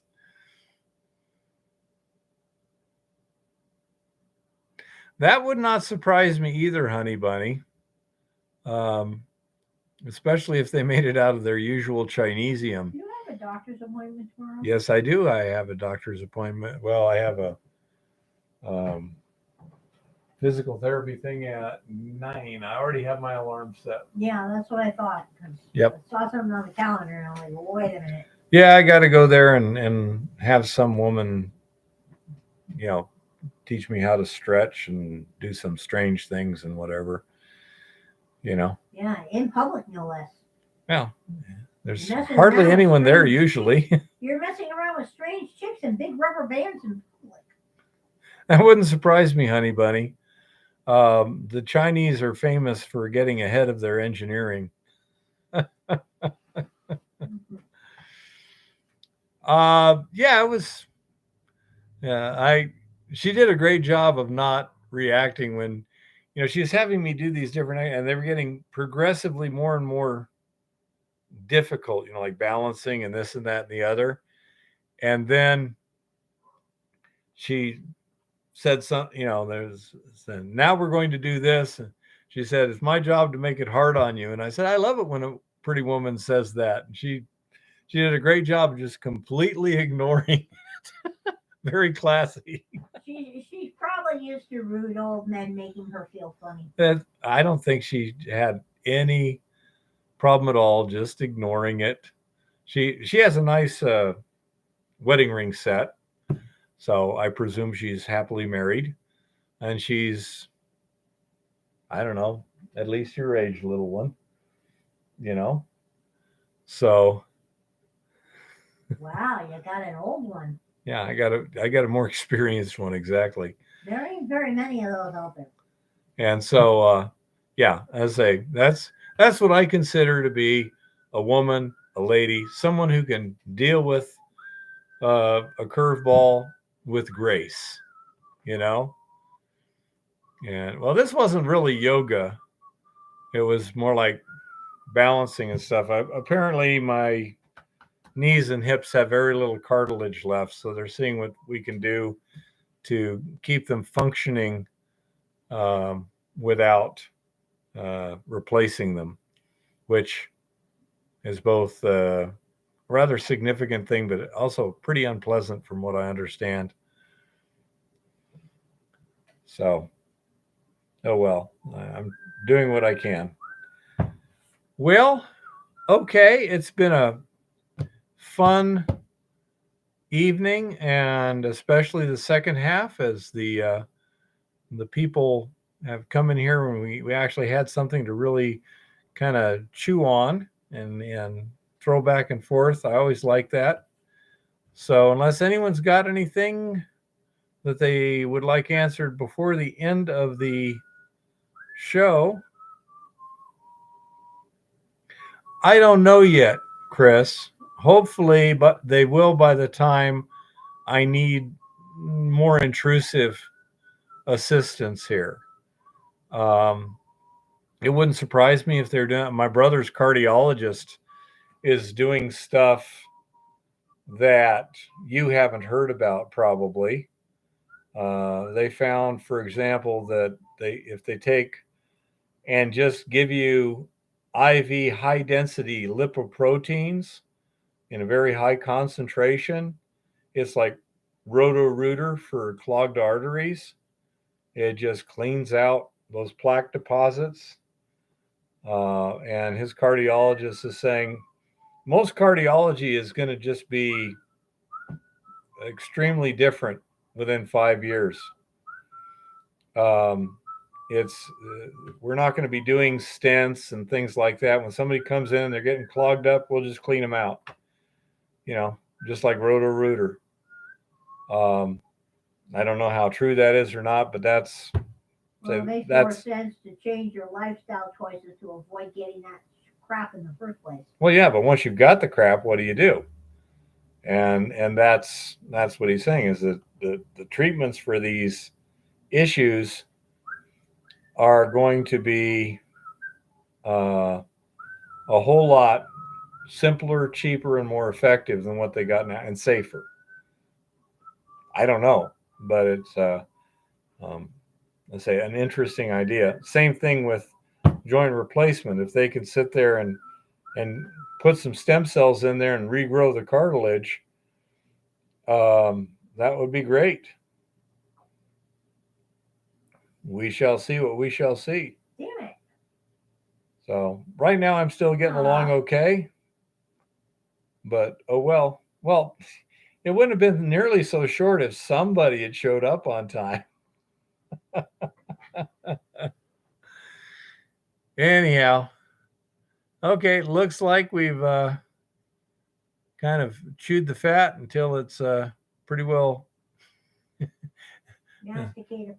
masticated beyond its usefulness. So we're hopefully going to be out in the field again this weekend, get a bunch more ore, and we're going to be doing a lot of stuff on the in the lab too. And thanks for the help today, Chris. Yesterday it did help. It didn't make any